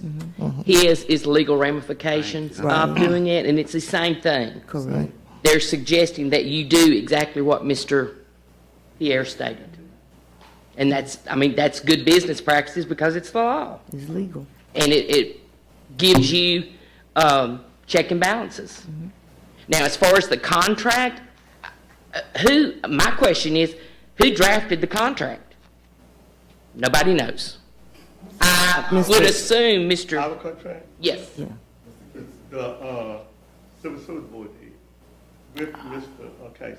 Okay, that's what I assumed. Mr. Casey and Essex made the contract. And I'm sorry, I can't add anything else, but I Okay. mean, that's, Okay. Let's make the motion. At this particular, I am being charged to get Mr. Casey's total bill, And the other attorneys. or get all the bills Mhm. that you all, that you asked me, get all the bills for whatever's pending right now. And I know I'm being charged to negotiate with Mr. Casey, but here's the thing too.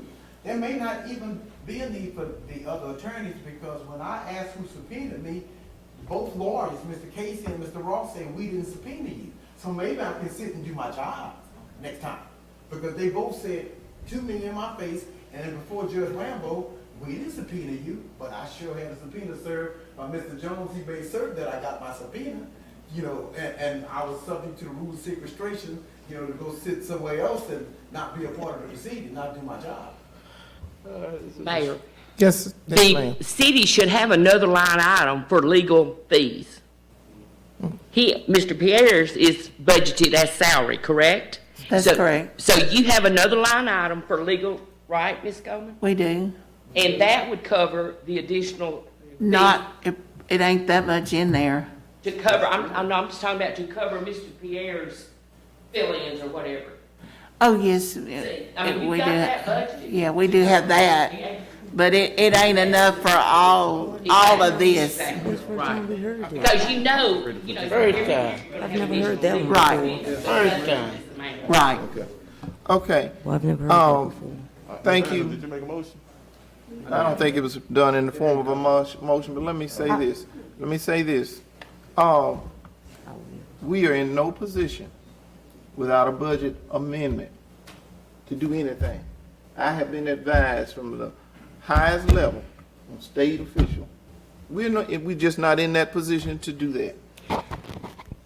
So until there's an amendment done, then where's the money? So I would encourage council members to think about where you want to cut. Do you want to cut a policeman? Do you want to donate part of your salary? Do you want to do across the board to come up with what may be $50,000? I'm not going to be left holding a bag of trying to play Russian roulette with where and who to hurt. So, along with making a budget, not just to say, we're going to do a budget, man, we pay this $50,000 and walk away and leave me holding the bag. Think about where you want to cut. Now, anybody want to make a motion? I make a motion that Mr. Pierre gathers all the fees from both attorneys and present it back to the board. I second that motion. I second it. Just a point of unreadiness, I know before you all vote, if your motion is just to gather it, I thought y'all wanted me to talk to Mr. Yes. Casey to negotiate. Right. So is the motion to gather and negotiate with Mr. Casey? Is it a consensus? That's it. I just want to be clear on what my charge is. But I thought the civil service board had to do that. Never get done. They ready to pay on Mr. Prater. Okay, my Okay. bad. Well, I make a motion that Mr. Pierre gathers all the necessary fees and attempts to negotiate the fee with Mr. Casey.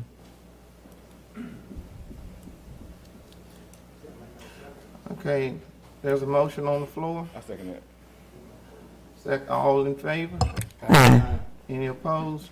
I'm sorry, any discussion? Questions? All in favor? Aye. Any opposed? Motion carries.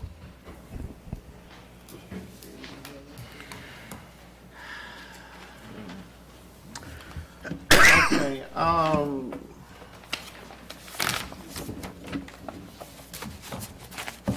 where were we, Ms. Goldman? We are now on item number 11. Item number 11. And I encourage council members to think about where to cut, who to cut. If it's gonna be across the board cut, reduction in salaries to make up for, we are 2.5 months out from closing out the fiscal year. Fuel costs has increased, and we've had so many other pandemic-related expenses. Well, Ms. Haynes, I have one question, if I can ask that. You said there was another line item for extra legal fees, so can you tell us how much that is? Oh, I don't know. We'll have to look. Okay. I'd have to look at the budget. All I right. think once we made the motion, we got to continue, you guys. Once we gotta go to the next item. Number 12, no, wait a minute. Number 11. Introduction of and permitted action on proposed ordinances and resolutions. A, Resolution 22, 1995 designating April 11, 15, 2022 as National Community Development Week for its 47 years of developing a strong relationship between the city of Bastrop and its residents. Okay, Ms. Goldman? Mayor, we get plenty of funding. Our grant for our sewer, we applied for another. And also, this department here is the one that gave us the $400,000 for the parks. They asked us to make this proclamation of this week there, and so we're asking y'all to consider that.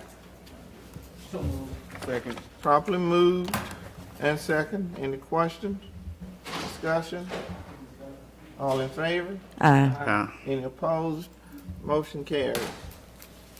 Item number 12, other new business. Ricky Anderson, agenda guidelines for procedural parliamentary law.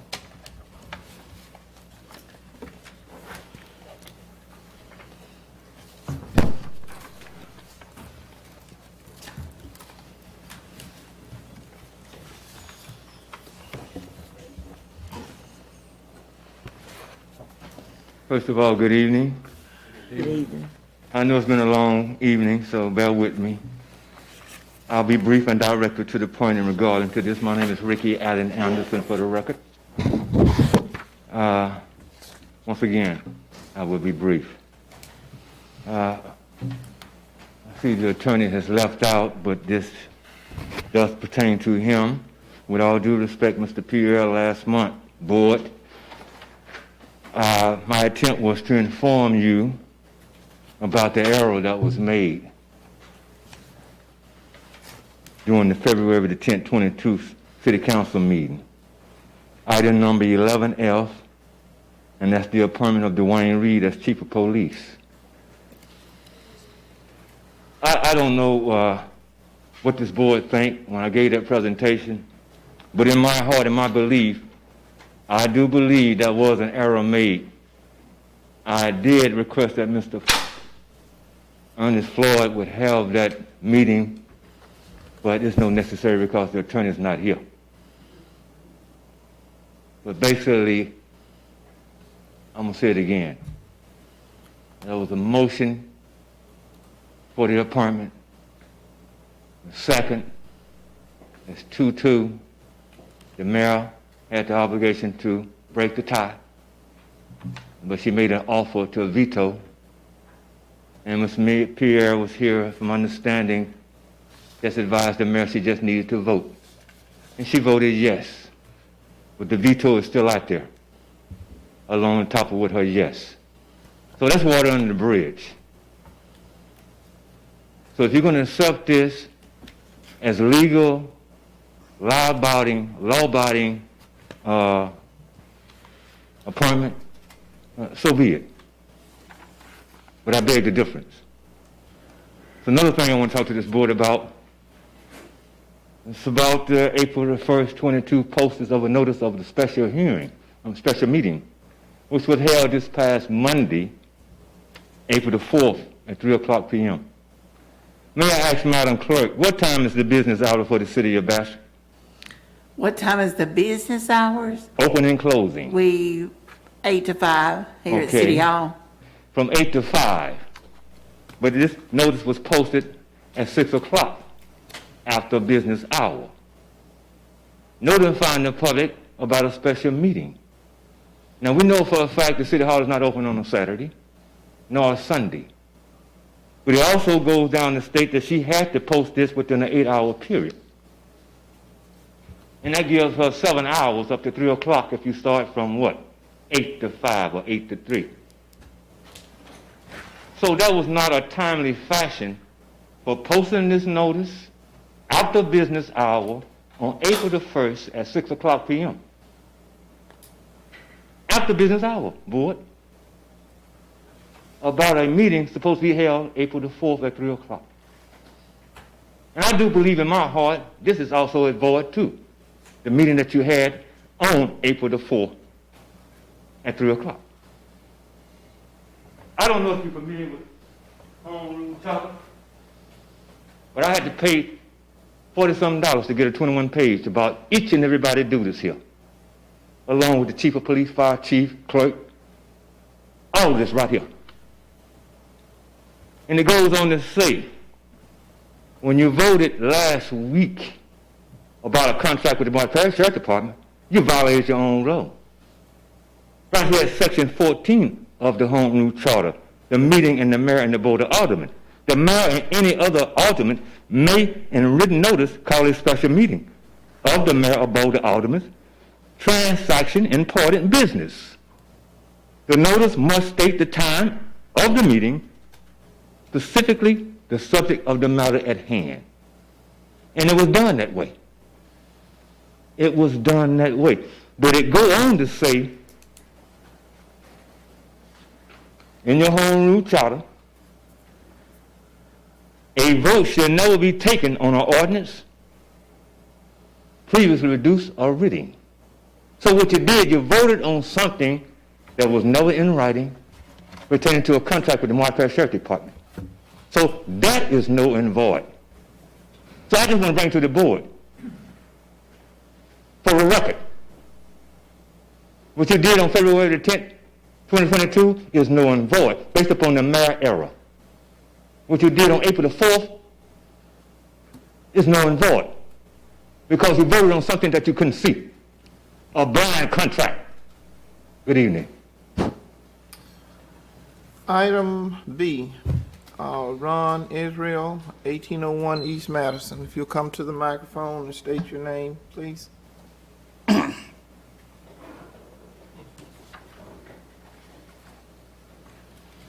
Hello, I'm Ron Israel, and I'm the owner of the property at 1801 East Madison, which people know as Lucky Village, the former Chinese restaurant building.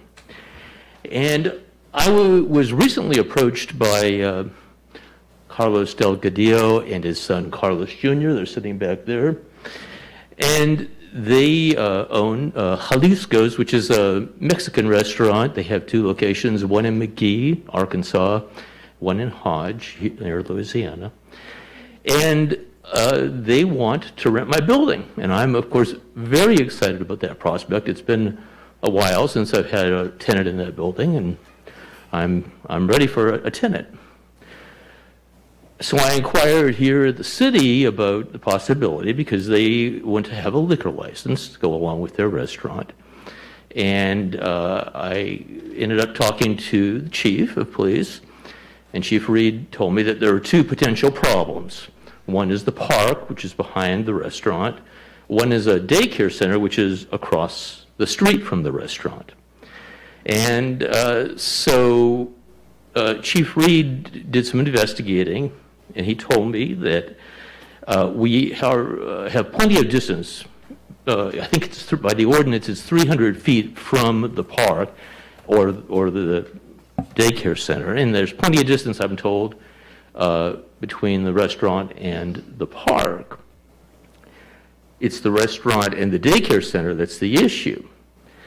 So I took it upon myself to contact the owner of the daycare center. That's Reverend Looney out of Monroe. And I explained the situation to him. I asked him how he felt about it. And he told me that as long as it's a restaurant and they're just serving alcohol at the restaurant, that he has no problem with it at all. And so I asked him to put that in writing. And so he emailed me a letter this afternoon. Actually, he had, I think, the person who runs his daycare center here email the letter, but he firmly stands behind it. I wonder if you don't mind, I'm going to approach you and give you this letter. That. Well, you can give it to Mr. Jones, and you can continue speaking.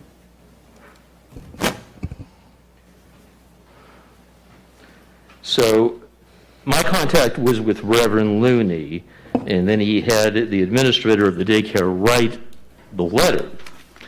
And so he said, the letter says that if we have any further questions, we can contact him, but he fully understands. He and I have been calling and texting and emailing. So he is definitely in favor of the restaurant. He has no problem with a restaurant having an alcohol license. So I'm here today to ask you guys to make an exception to the ordinance so that these gentlemen can start a restaurant in the building at 1801 East Madison, and I can get a tenant, and the city can get some revenue. So what's the name of the restaurant? Jalisco's. What type of food do they sell? It's, gentlemen, I'm going to let them talk to you about their business. This is their restaurant. Mr. Jones, would you step out and see what Mr. Pierre is, please? My name is Okay, state your name and state your name. My name is Carlos Delgadillo. Okay. That's my dad over there, Carlos Delgadillo too. I'm his son. So yeah, so we're here today, kind of like he said, be able to bring to the board to make an exception, so we could make a restaurant and kind of like bring in revenue for the city and stuff. But I mean, we have two restaurants. They're both named Jalisco's. We got one in Hudge, Louisiana, and another one in McGee, Arkansas. They've been, open for a couple of years. So I mean, we actually know how to run the restaurant somewhat. So yeah, that's technically all I got. So what type of food do you sell? Mexican. Oh, okay. Well, it's more like Tex-Mex, but I mean, yeah, I mean, it's mostly going to be a restaurant. I mean, it's not going to be like a bar or anything. It's not like nothing like that. And it's mostly like 90% just for the food and maybe just 10% alcohol. We're not big bar. We're not planning on making a huge bar at the restaurant or making it mostly just sell alcoholic beverages. It's just selling food and just maybe giving out maybe a few beers or whatnot, but that's really it. Oh. Go ahead, Mr. Green. I think I don't know how long ago, but the Roman Italian restaurant was something like in that nature where we made amends to it so they can serve alcohol. Mm-hmm. So I don't see. It's been done before. Yeah, it's been done before. Okay. When they What's the history on that, Ms. Goldman? Well, on it Cafe is Roma? definitely in our ordinance now. Best I can remember on Roma's, I don't know what happened, but it was measured wrong. And they were open and a license, and then somehow or another, we found out it wasn't there. And that's the reason why we asked the church for that. Yeah. I'm gonna let Mr. Pierre continue on this conversation. And the chief did as well, so we're gonna wait. But in the meantime, that was a rule, was a 60-40 rule, restaurant and liquor. Do you remember how that goes, Sandra? It is a percentage, to get an R license, you've got to have, most of your revenue has to be from food. And that is a state law, it's not our law. Yeah, that's. I mean, hands down, that's not going to be a problem at all. I mean, like I said, we're not planning on being like a huge bar or anything. It's just, I mean, some people actually rather to have like a beer or two, whenever they have their meal instead of, just maybe having water or Coke or, something like that. So that shouldn't be a problem at all. Okay. We're gonna wait for our attorney to come back in and speak to this. Mr. Israel, was there anything else you wanted to say? No, go ahead. I think I pretty well said what I have to say. I feel confident. I've had conversations with these gentlemen. They're experienced operators, and I think they'll be an asset to the community. And so I think it'd be great to get that building back in use. And so that's what I have to say. Okay. Mr. We need a Reed, motion, Mayor. we still getting information with this. Mr. Reed, your research. And then we're gonna hear from, I think, then you can make a better Okay. informed decision. Okay. Yes, ma'am. Okay. Tell what your research in reference to the request made by Mr. Israel. Well, you want the measurements or you want the bottom line is, it's gonna be the state that decides that because of the daycare. The measurements on the park from door to door were right at what was required as far as the park entrance and the restaurant entrance. Like I say, the daycare is gonna be the big issue, and the state's gonna have the final say-so on that alcohol, tobacco control.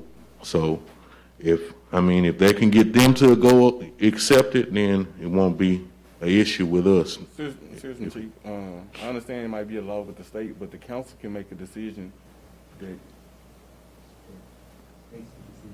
yeah. Okay. I think Mr. Yeah. Pierre can answer that better as far as this. You want to concerned. speak to Mr. Israel's request in regards to a restaurant locating at the previously titled Lucky Village? And this is a restaurant that wants to serve alcohol, right? And I asked about the percentage because I know there's a percentage of 60-40 rule, and you said it's more like 90-10%. Okay, in proximity, we have a park in one location, and then we have a daycare center in the other. What's the measurement, Chief Reed? The daycare is 240 feet from entrance to entrance. The park from entrance to entrance is 300 feet. 300, okay. So with those dimensions in mind, what would be your guidance? And what does the ordinance say? Yeah, 300?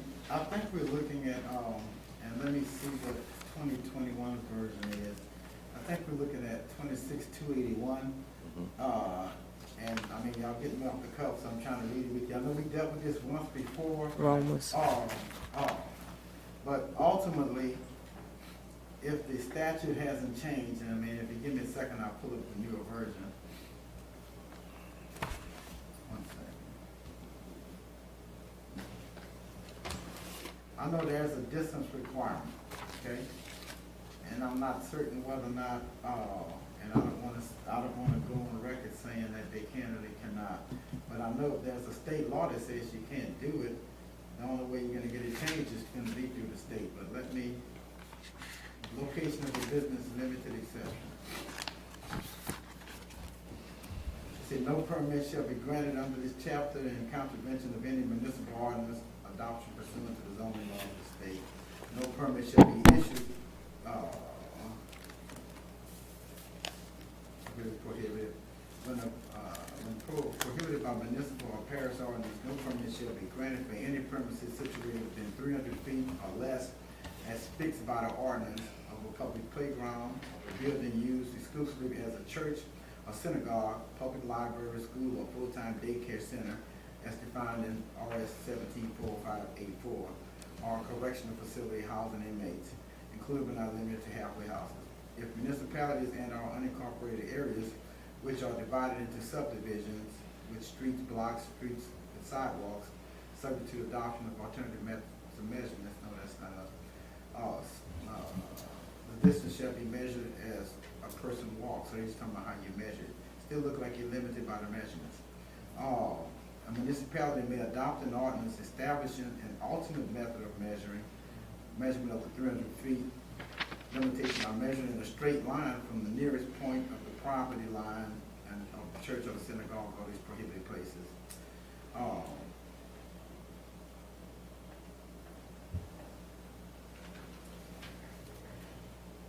That's not us.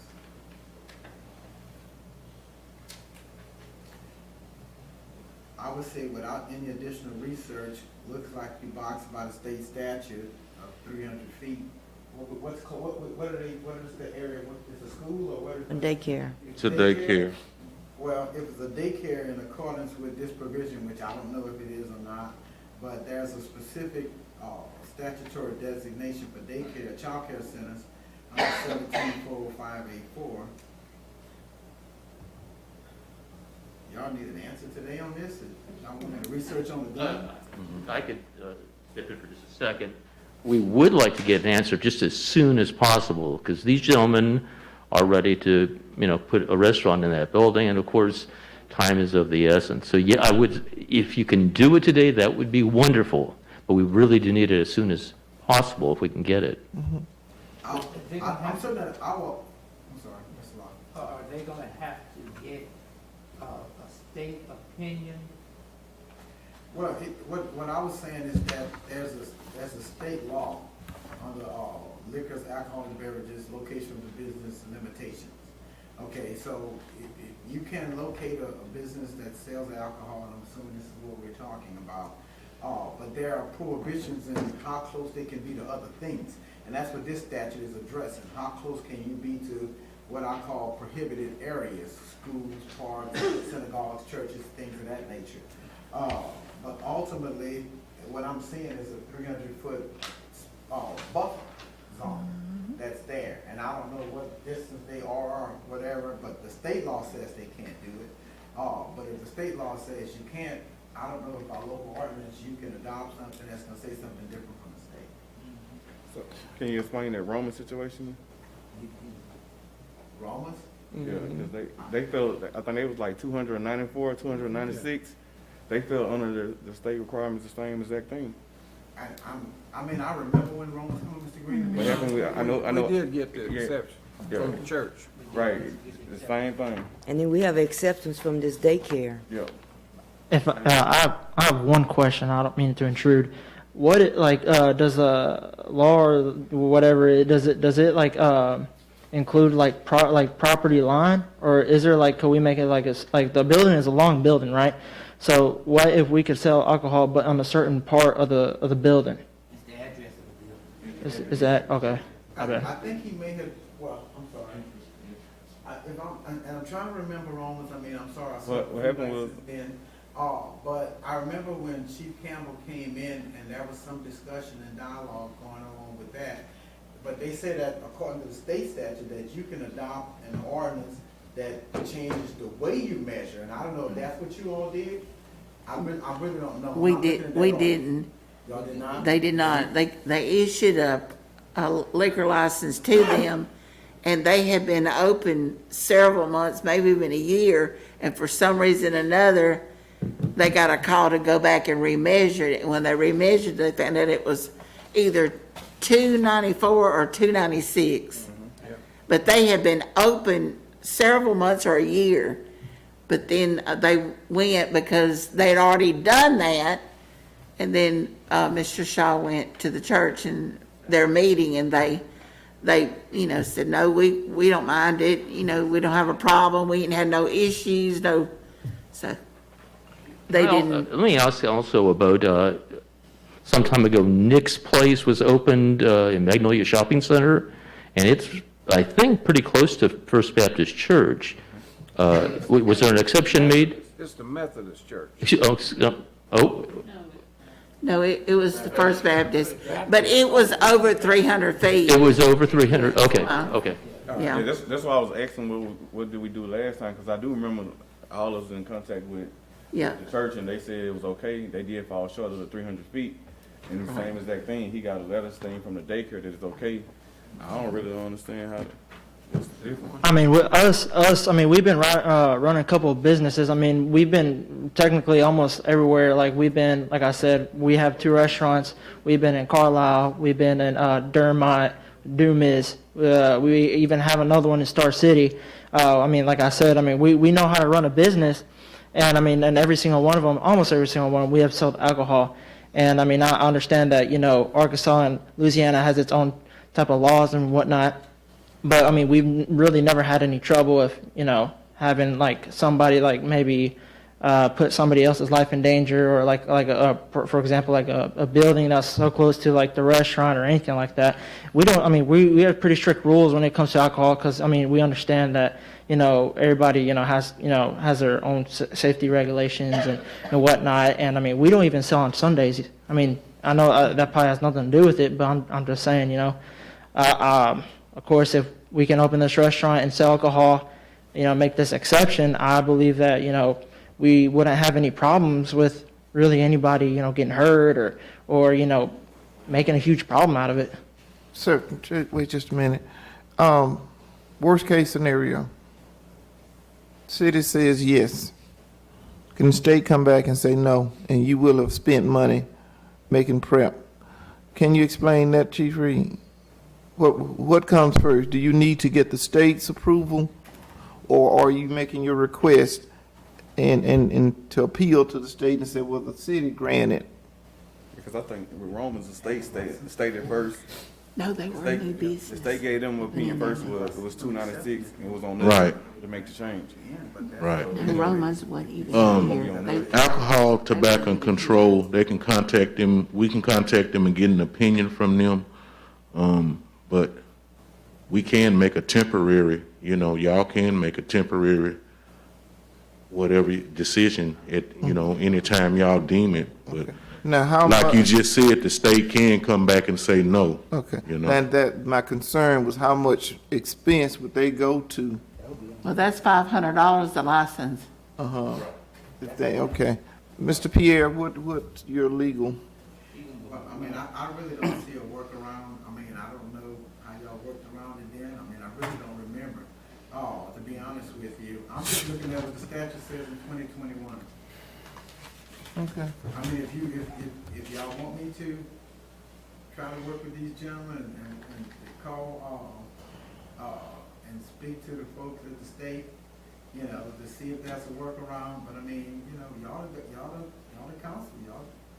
I mean, if, We can try. I'm just telling you, I'm just looking at the statute, and I just don't see it. I just don't remember It's what the happened. same as statute with I mean- Romans. Same exact statute. And then I don't know how y'all not. by being a main highway, look at this, there's been an exception to that. We have our attorney to see if it's feasible, because we could do this all night, to see if it's feasible, and if it's approved by the state. I think, I'm just talking from council, that we don't have no problem with it. Mm-mm. We don't have no problem with it. But if the state approves it, then we good. The state don't approve. So, Well, That's what I'm telling you. The Is state didn't approve Romans, but we came together and we made it happen. Right, that's true. is it possible, and I'm not sure it is, but is it possible to take a vote tonight saying that you approve this provisionally, waiting for the state to give the final say-so? what's your recommendation, Mr. Pierre?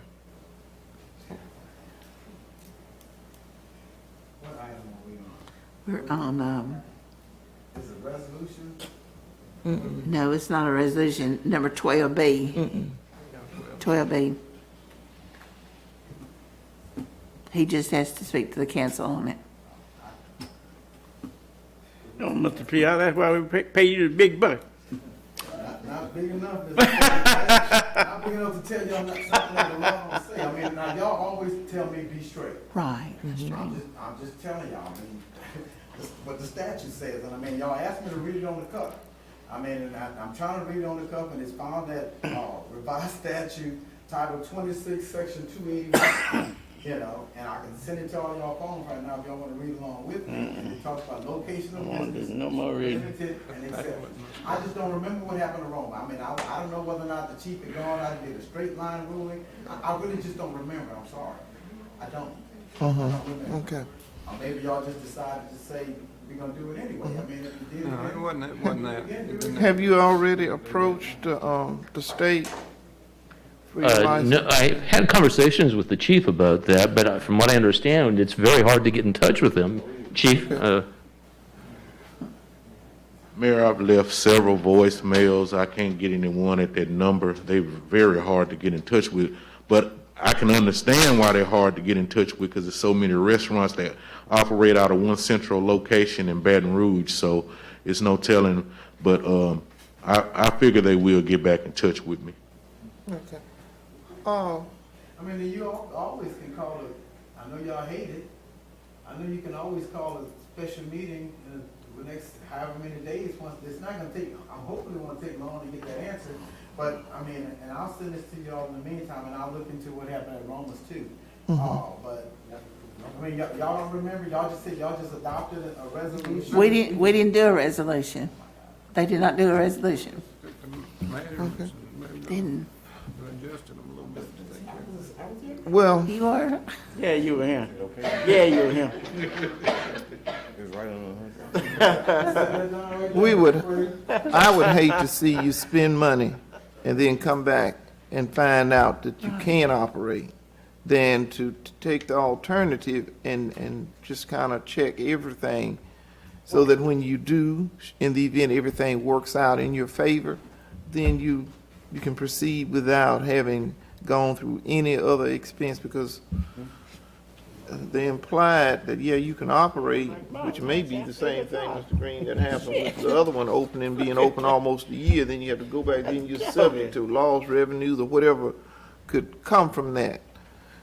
So how, can you hold on and let the state weigh in on this and say that, okay, what are the options here?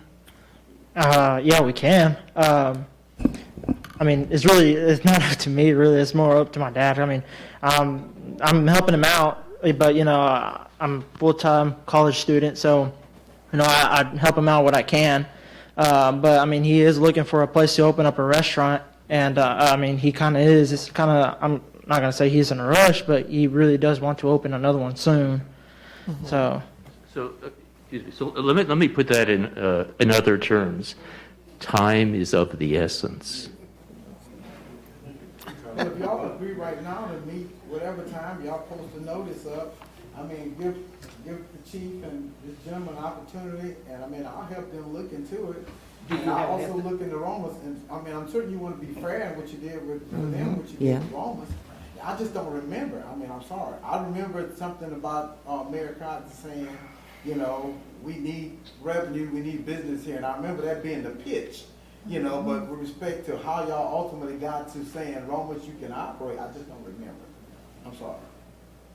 I mean, I believe we can make a huge impact in this community, you know? I mean, what restaurants, I mean, doesn't bring in, you know, money at all. I mean, I'm pretty sure we'll make a big impact if y'all let us, but, I mean, if you want us to wait, I mean, it's fine, but, I mean, it needs to be some, I mean, we can't just, like, sit around and wait for, like, the state to, you know, just give us an answer, just, only because we're, like, a few feet away from the building, you understand? I mean, I do believe that, you know, this shouldn't be an issue. It's just action. I mean, if the state, I feel like if the state can, you know, make an exception with the other place or whatnot, then, I mean, I feel like it's probably the same. But yeah, I do understand, you know, alternatives and, you know, opinions and stuff, so.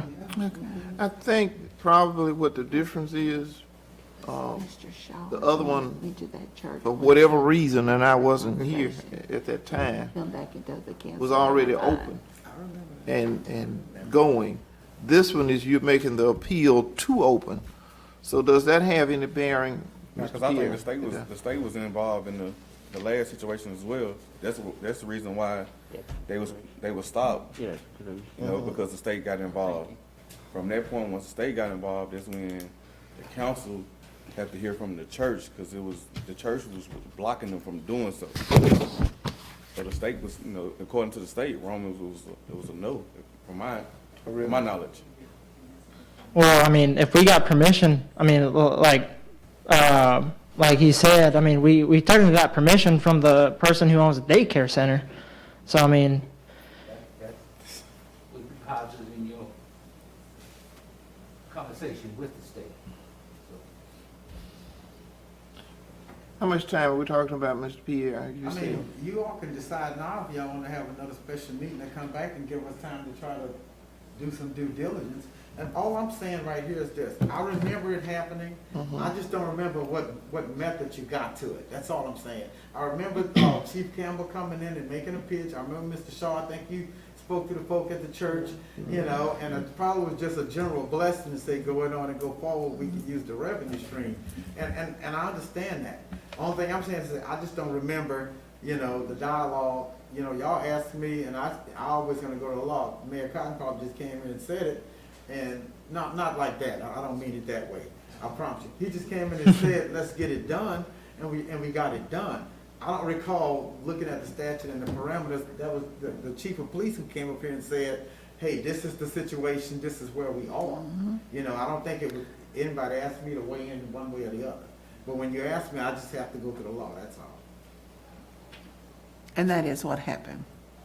That is what happened. I just don't remember ever looking at this statute before. So, I mean, if y'all want to agree, y'all can agree now to another meeting, then y'all can put a posting up, and, you know, we can keep trying to call and try to get some clarification, you know, whether or not, you know, you all will give them an approval and they'll find out and shut them down. I mean, I would hope that wouldn't be the case. You know. So are we in agreement that we'll have a call meeting? Can you look at your schedule and let's try to schedule it now? It depends on what time they get through. Well, I was just set it in whatever period of time. I mean, I'm sure they're gonna, here's the thing, we're coming on to a holiday. So you know tomorrow's gonna be out. Nobody's gonna wanna work the Monday after Easter, so probably Tuesday, well, you can try to start calling Monday, but you know, depends on, you know, they shut state agencies down all the time because of weather. So, only thing I'm saying is that we can try to make efforts. I would say the honest should be on them. You know, but I will assist, and the chief said he'll assist, and we'll try to get an answer. But I mean, I'm certain y'all gonna look to me again, so I have to do my due diligence in giving you all something. Probably ask them to send me something in writing or whatever. You know, but once you hit their radar, you're on their radar. Now that's another thing. Okay, Ms. Goldman, how much time posting and notification? Well, we would need to, if they're having trouble with the state, we might want to wait to see when they get their answers first and then try to schedule it. Because I know we're supposed to be getting some more bad weather, you know. Right. You contact the state. We will contact you. We want to make sure Mr. Pierre and the chief is able to get with the state. And then we will, because if we set a meeting and they don't have their answer. Right, yes, sir. Yeah, I'm a bit concerned because the chief told me that he has been attempting to reach the state and they've not returned his call. And I just don't want it to drag on. A lot of state agencies are, I mean, it's problematic. DMV, the only gonna let you come in, you gotta make an appointment. It's just a lot of issues now, you know, and I'm not gonna blame it all on COVID, but a lot of things have been restricted. But I would think that a body such as, tobacco board would hopefully answer the phone at some point. I mean, email, I mean, some kind of way, should be some on the website, some way of submitting something and asking them a question. And I'll look into do that. I'm gonna do my stuff in writing. So, I mean, because I mean, y'all gonna want to see something from me in writing, I'm assuming. Yeah. Yeah. So, We want to see it in writing. yes, sir. Okay, well, I think that's the consensus, gentlemen, of this council, is to set another meeting. Ms. Goldman, once some due diligence has been done, setting another meeting, Yes, ma'am. and when proper notification for that meeting can be posted. Yes, ma'am. Okay. So that's the approach. I believe the consensus of this council is to give a little bit more time. Okay. Are you looking at a particular date for that meeting, or we have to make the contact first, you're saying? Well, as soon as I get my answer, I'm gonna communicate it to the chief. Okay. And he's gonna pass it on, and then Ms. Sanders is gonna start trying to find days in which the council can come for a Okay. special meeting. Okay. I think consistent, they're gonna come and meet to deal with it, especially if it's, you know, if it's a thumbs up. I don't think anybody here has issues with it. I just think they just wanna do it right. Okay. Sounds good. I thank you for listening to us. Yes, sir. Thank you. All right, the next item, Mr. Bishop Charles Bradford. Ms. Holmes, do you have the correct spelling of the gentleman's last name? Good evening, my name is Charles Bradford, 1320 South Washington Street here in Bastrop. I'm on the agenda to speak about the charter. I have seen over the past 8 or 9 months some confusion about how we're conducting business in the city, and I want to know that, are we doing it according to the charter? It's very like, I think somebody said to the other guy, we want to do it right. And as a citizen, I want it done right, and I want everybody to be happy about it. I want the council happy, I want the attorney happy, and everybody happy about it, you know, what we're doing in this community, because the only way we grow, we do it together and do it right. As a businessman and a pastor in this community, I have a concern about that. That's why I want to discuss the charter. Do all of them have a charter? Do you have a copy of the charter? In the automobile, you raise your hand if you got a copy of the charter, Mr. Pierre? What about the city council? I have a I copy. need one. Yeah, you have one? Yeah, you got extra? Yeah. Can I get that podium in there right there, Mayor, and bring it over here? Yeah. How long is your presentation? I don't know how long it's gonna be now. We done talked about liquor and everything. I don't know how long it's gonna be. It ain't gonna be, I'm gonna cover this charter. Okay, I don't care how long we don't Chair care may how be long it's vacant. gonna be. Everything else, With your presentation. this is what we gotta get right to get anything right. Then we can answer some of those things. Time, it's gonna be 3 minutes. Last time I got cut off 2 times. I ain't going for the 3 third. minutes. Well, we don't have official. 3 minutes, meetings. okay. We don't 3 have minutes per official- section. We need to work on that. Yeah, that needs to be worked on. To each council member and the mayor and the lawyer, attorney, Mr. Pierre. Let's, because we need to kill the smoke everywhere I go. What's going on in Bastrop? We on every TV station, we can't point the chief of police, we can't get this right, we can't get that right. Well, we got a charter we live by.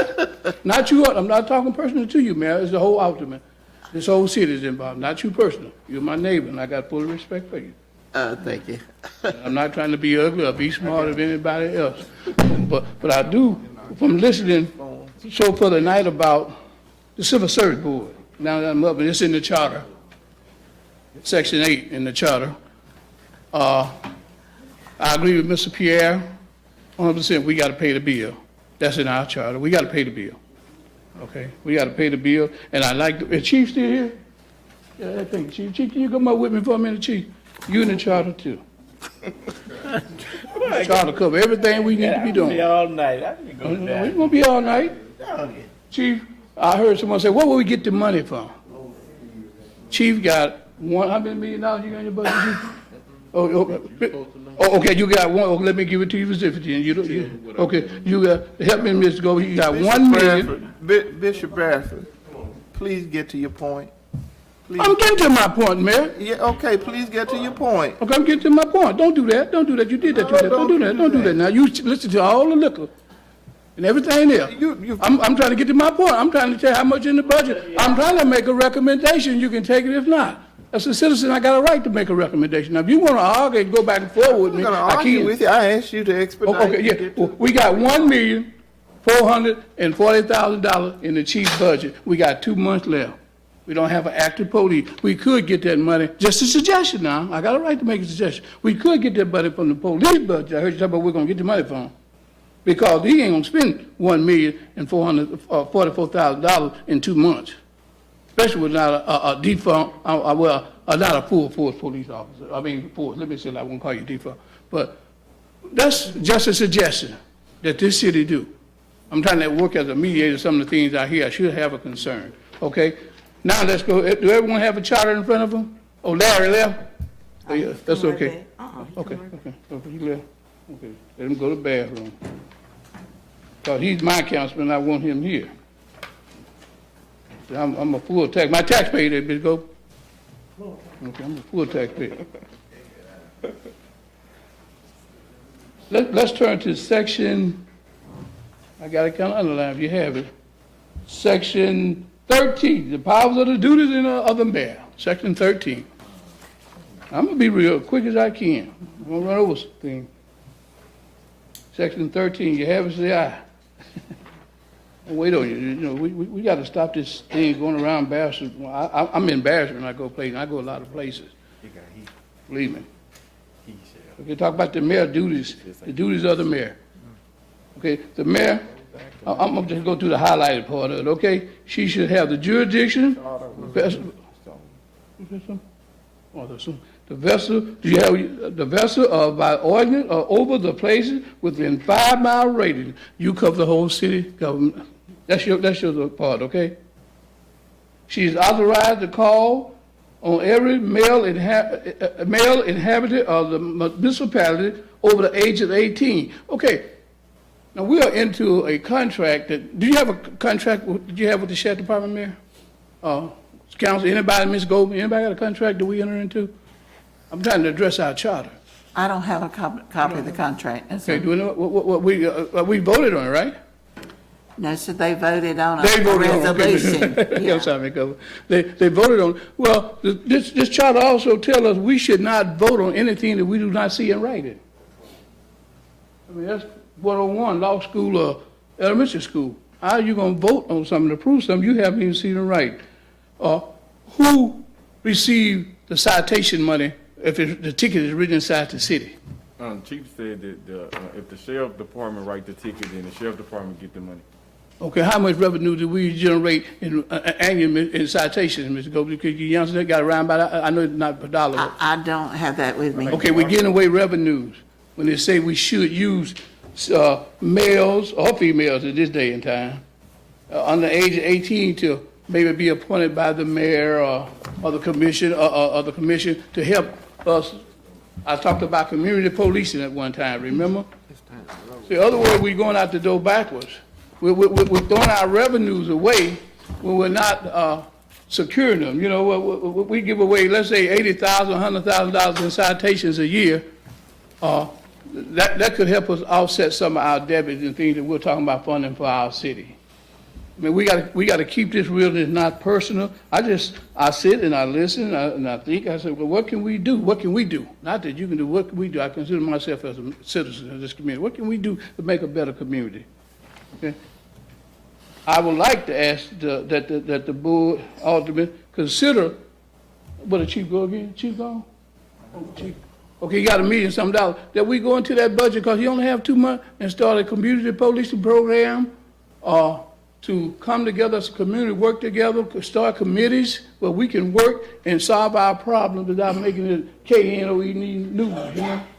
Because it's getting to be ridiculous. It's getting to be ridiculous. It's not all your fault, Mayor. Don't get me wrong. It's not all your fault. It's not all the councilman's fault. It's all our fault as a community. We are only stronger we are as a community. Okay. But meetings. Okay, I heard something about meetings. Mayor, the meeting that you had, the special meeting you had on the 4th, it said 8 hours in your charter. Turn to section 14. Section 14, it tells you right there in black and white. It is 2 hours. I think it was 7 when it was conducted. It's 2 hours. Let's do things according to the rules and regulations. I know you're tired, you don't want to hear me, I understand that, but I'm telling you, I'm putting on record because you're walking yourself into malfeasance. Okay, you're walking yourself into malfeasance. Any citizen can file a complaint. Okay? I'm not pointing at anyone particular, I'm talking to the whole community. I become the enemy because I tell you the truth. Well, the Galatians, help me out, preacher. That tells us, okay?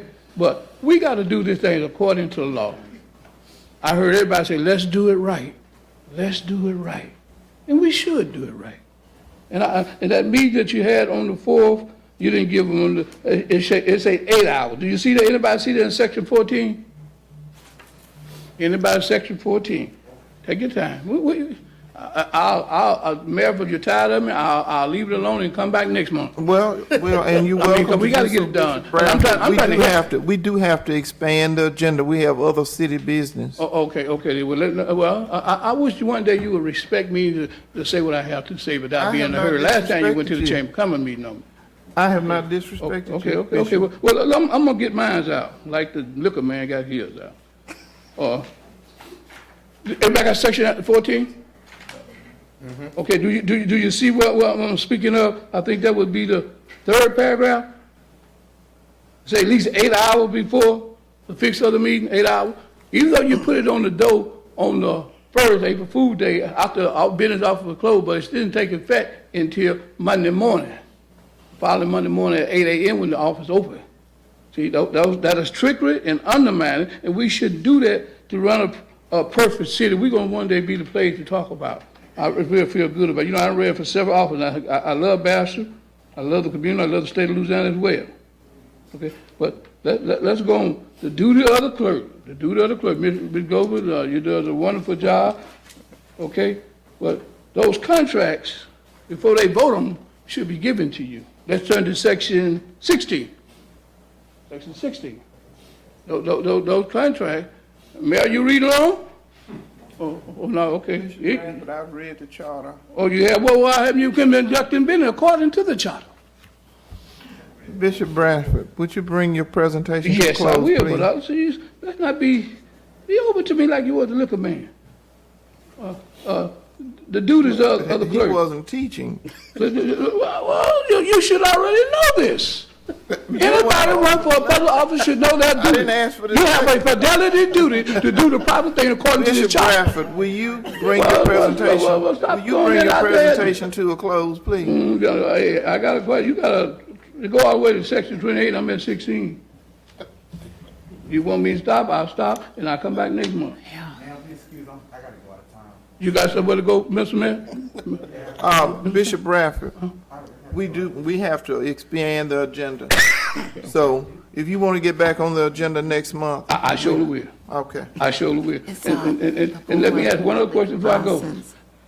Who paying for the gasoline and the overtime of the sheriff department? Right now, when they coming in, are they getting any pay, or any funding being written, check being written? That's what the citizens are asking me. They're talking about this community, not in your face, but behind your back. I'm bringing it to you. That's fine. I mean, are anybody getting paid? See, have the sheriff department got ambassador check written for gasoline, payroll, or overtime? Can somebody answer that for me? Ms. Goldman, you handle the money? Bishop Bradford, is that the end of your presentation? No, it's not, because I ain't got no answer yet. Okay. I'm waiting on You somebody can else. pose that same question over at the sheriff's department. Okay, no, I'm gonna pose it right here. We need to expand the agenda. Bishop Bradford? Ms. Goldman, I had a question for you, ma'am. You wrote any checks, or any checks been written to the Morehouse Parish Sheriff Department for any service or duties under those contracts that we Bishop Bradford? You haven't written on it all? Thank you, Ms. Goldman, and I'll see you next month. I'm gonna let him spend the agenda. Have a blessed day. Don't take it ugly. At this time, I will ask for a motion to expand the agenda for liquor license approval and permission to purchase a limb loader. I make a motion to expand the agenda for a liquor license for Boiling Point, for limb loader, and police salaries. Properly moved. And second, any questions? Okay, let's, Chief Reed, which one is for the Boiling Point? Yes, I ma'am. did all in favor, didn't I? Yes, ma'am, Mayor and City Council. 1930 North Washington Boiling Point, I went and inspected everything. It meets the criteria, and I recommend for new liquor license for 2022, Class R. Okay. It meets the criteria? Yes, ma'am. All right, council, I'll entertain a motion on the Boiling Point. So moved. Properly moved? And second, all in favor? Aye. Any opposed? Motion carries. Okay, 1930 North Washington Street, that's the Boiling Point, that's the physical address of it? Yes, ma'am. Okay. All right. Discussion action, permission to purchase a limb loader. Mr. People.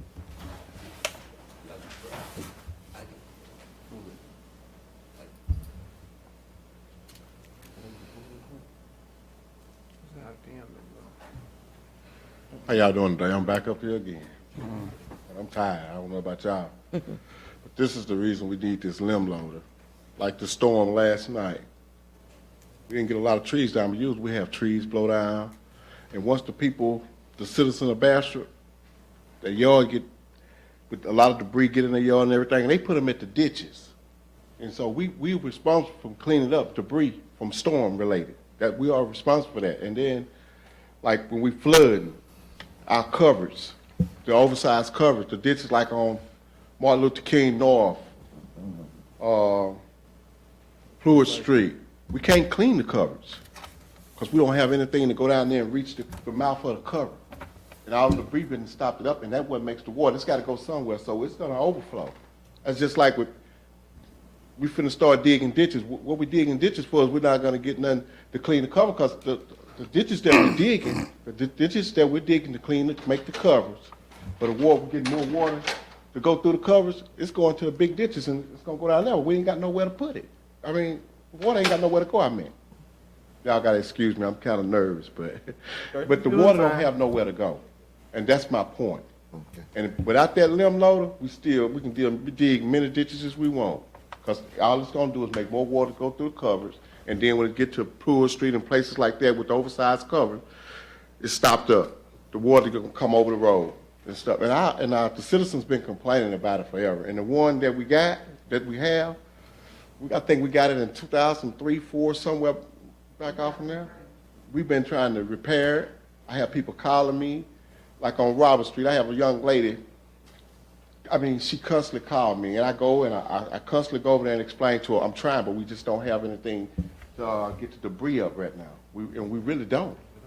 And stuff like that, it kind of get to me, you know, because I love my city, and I'm doing everything I can, but if I don't have the proper equipment to work, and we started repairing old equipment, we might put a new motor in. It need a motor. We might put a new motor in, but guess what? The knuckle boom gonna go out. That goes $6,000-7,000. I mean, we've been doing this for months and months and months.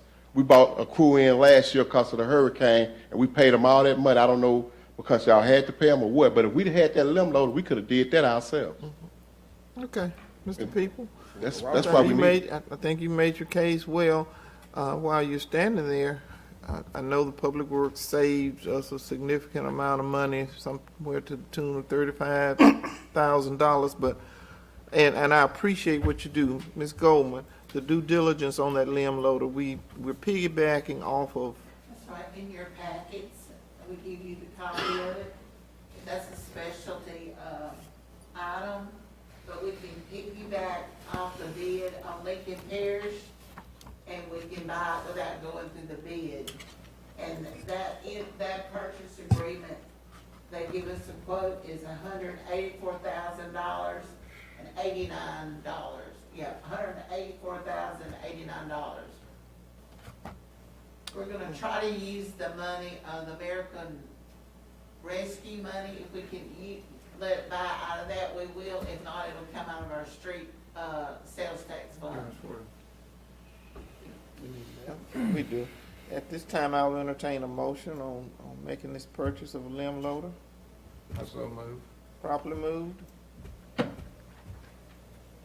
Can I ask a question? I'll have to wait. Okay, properly moved, is there a second, and then you can ask your Okay. question, Ms. Tappert. Properly moved, is there a second? To open it up for discussion? Are we just gonna discuss? Yeah, we don't, we have to have a second to discuss. I'll make this second because I want to ask a question. Okay, properly moved and second. Now, you say it would possibly come out of the street fund, and how much do we have in the street fund? Well, the street fund is designated for streets. And Okay. this equipment is. So we have the money, is what I'm asking. We do have the money to do that, yes, ma'am. This is in the But if we street can money. use Okay. it with our rescue money, Okay. we can do, we'll try to do that. Okay. We'll find out first from the state. It says on here that they'll be able to deliver this in June. So it'll let me verify whether the state is gonna let us use our rescue money. And if not, then we can use our street money. Either way. It won't go out of the general fund, Okay. because we don't have that. And while we have the opportunity, I would encourage to get the equipment, long-term use stuff like that. Like you said, 2003 was the last time. Then having to continue to repair something that has big ticket, 7,000, 8,000. By that time, you buying it. You're buying something. So I would encourage the council to. And just to tell you, I know in 2003, this machine cost us $81,000. So And now prices, it's doubled. in order to be able to deliver constituent services better, more efficiently, takes a load off of the public works folks. Can I say something, Mayor? Yes, sir. Like on Snyder Street, Evangeline, we just repaired some covers, and if we'd had that, we just repaired some covers over there that really needed. I mean, we've been talking about it for years, but we finally got a chance to repair it. It saved us like $35,000, somewhere in that neighborhood. But if we'd had that limb load, see, we could have grabbed it with the boom and we could have put it in there. But we didn't have that limb load, and we had to use manpower. It's stuff like that where we could use that limb load. That limb load is going to be operated every day. We got people throwing mattresses and couches and everything out. That limb loader can pick that up. Stuff like that, the trash around, the limb loader can do a lot. I'm gonna just. Do we have anybody operating? We get all this equipment, Mr. Prater, ain't nobody operating. you looking I don't at have it. no problem. You looking But at make it. sure we got people who can operate this stuff. It's easy to train people. I operated it for, I think, about 15 years. The demo came down here, I ran the demo. Because I think the lady on Robert Street, that one day you actually got there while it was raining. Yeah. I guess the next question, the money is available. Yes, That's sir. what he said. Yes, sir. Needed. Like I said, you want to bond? No, we'll pay cash for it. It won't be a lease. So you say you're gonna fix Snyder Street, right? I already have. Oh, No, you ain't. I still got that. That cover down there, you didn't, come on, Mr. This Prater. thing in front of my house. Oh, you're in front of your house. And my wife raising hair. Look, guess what, Wait, Mr. wait a Prater. minute. Mr. Prater, that's where we need that limb loader, right there. Did I Order. tell you we need covers there? Order. At this time, I will entertain, what's your pleasure? we already, we made the motion in second. Yeah. What's your, Aye. any opposed? Motion carries. Good job. At this time, I will entertain, Robert's needs. I did add the police salaries on there, Mayor, when I expanded the agenda. Yeah. oh, I didn't say when we, I added it. We had a detailed discussion in our 5 o'clock meeting with the chief, so if the chief would come forward, please. Thank y'all, Councilman. All right, Terry. Keep up the good work. what did every council member? Yes, we Were did. you It clear was on that? unanimous. We heard him.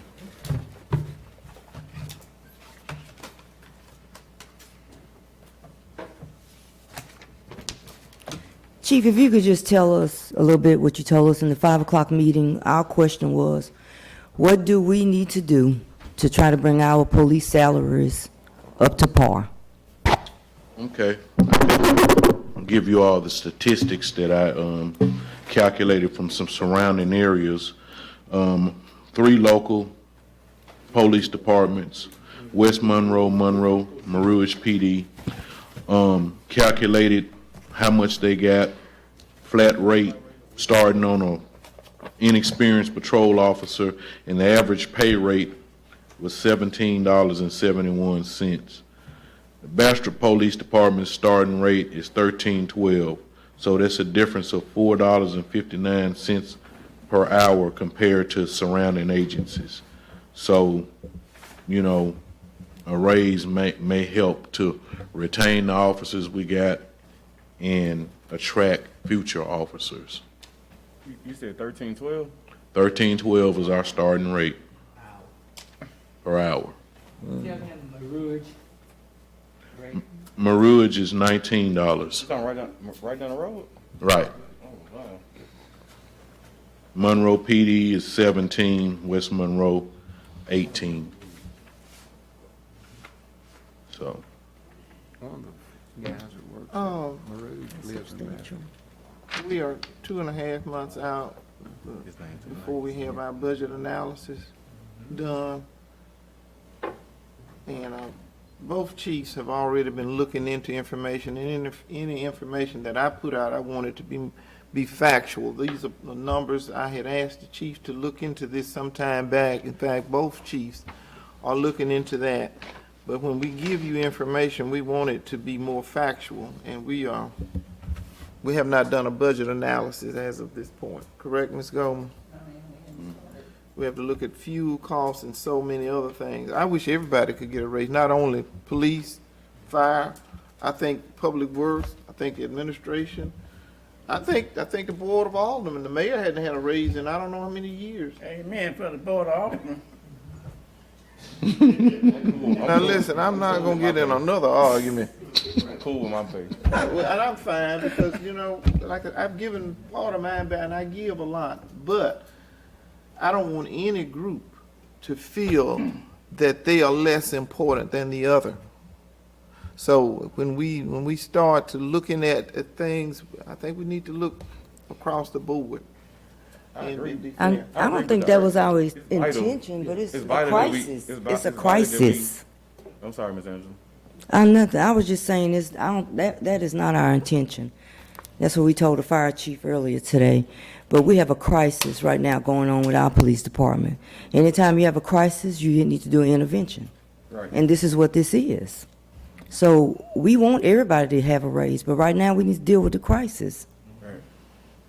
Well, until we do a proper analysis, Sandra, give the example. I'm sorry, Ms. Goldman. A starting pay.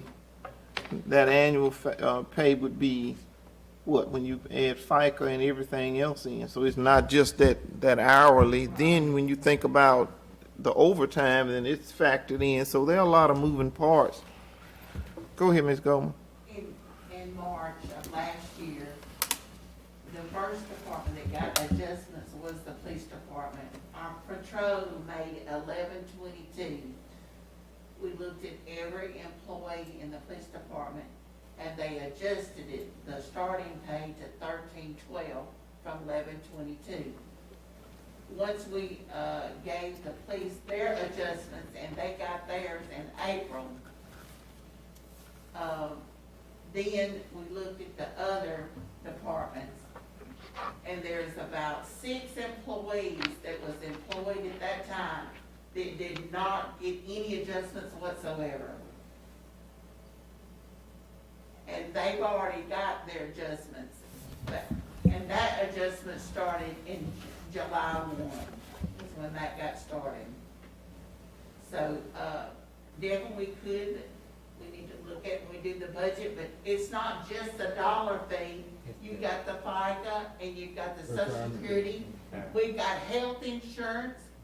And we have workman's comp that's related to it. It's based on your salary.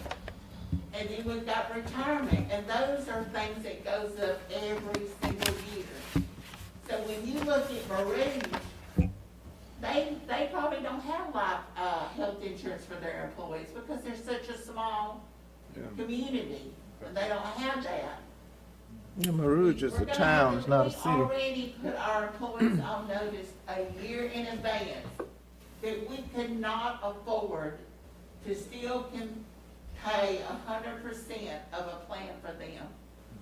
We said we were gonna do it as of June 30th of this year, but we're letting you know, July 1 of 2022, our health insurance is gonna change. It's gonna be where an employee is gonna have to pay some of their health insurance. It's gonna mean that we're gonna have to change our benefits on our health insurance where the employees can't afford it.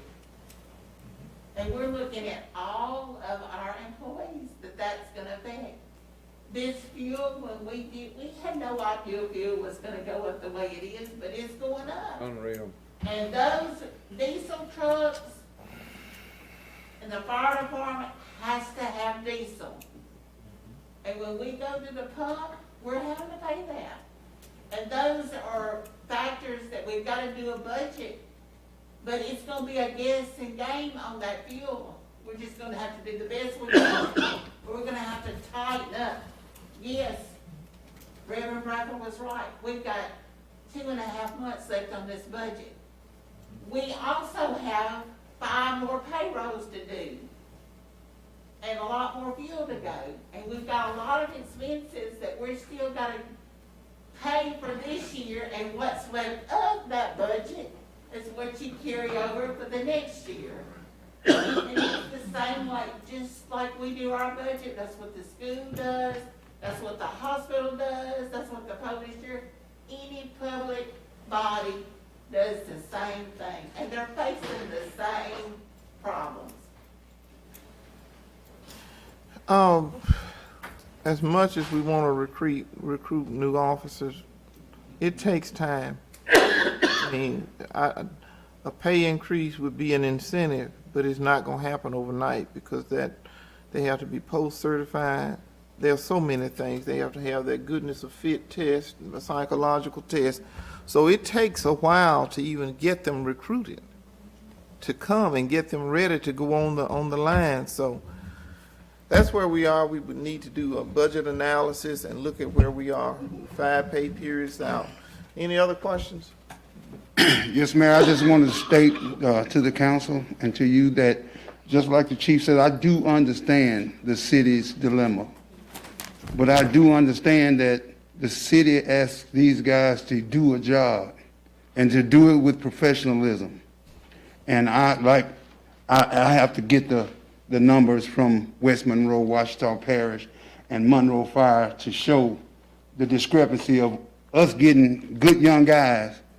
They'll work and make it to the certification level and then realize they can go to Monroe and make, $7, $8 more, per hour or whatever, and I'd have to get those numbers for you guys. But as soon as we get them to where we can use them, they're gone. And I know that our starting rate is very low compared to any department in the state. So I commend my guys as they work. I commend these guys as what they have done for this city. I always would tell y'all, we are #1 rated fire department. There were only 10 in the whole state of Louisiana. And these guys making barely over minimum wage when they come in. So I'm not going to put no pressure on y'all. I'm going to just basically say, please don't forget about the fire department as well. Thank you, guys. Okay, thank you, gentlemen. In order to give raises, we've got to come up with revenue. We can put all we want on the paper, but if you don't have the revenue to pay it, you cannot pass a budget for the next year. That's true. And that's why the local budget acts and all of that is so important, because there's so many other moving parts in terms of accountability. Would love to give police, fire, and everybody, but with no additional revenue stream, where does it come from? Then you think about sustainability. If you gave a raise right now, and it may take $2 million to sustain it, where is that extra money going to come from? Do you want to take from one place and put to the other? Because another place is going to suffer. Mr. Green, did you? Oh, okay. No, okay. But anyway, it's been a long day. At this time, I'll entertain a motion to. Second. Wait a minute. Huh? Did it go in the right order? Okay. I don't know. I just said it. I don't know whether. Look, tell the truth, as the kids say. Nice long.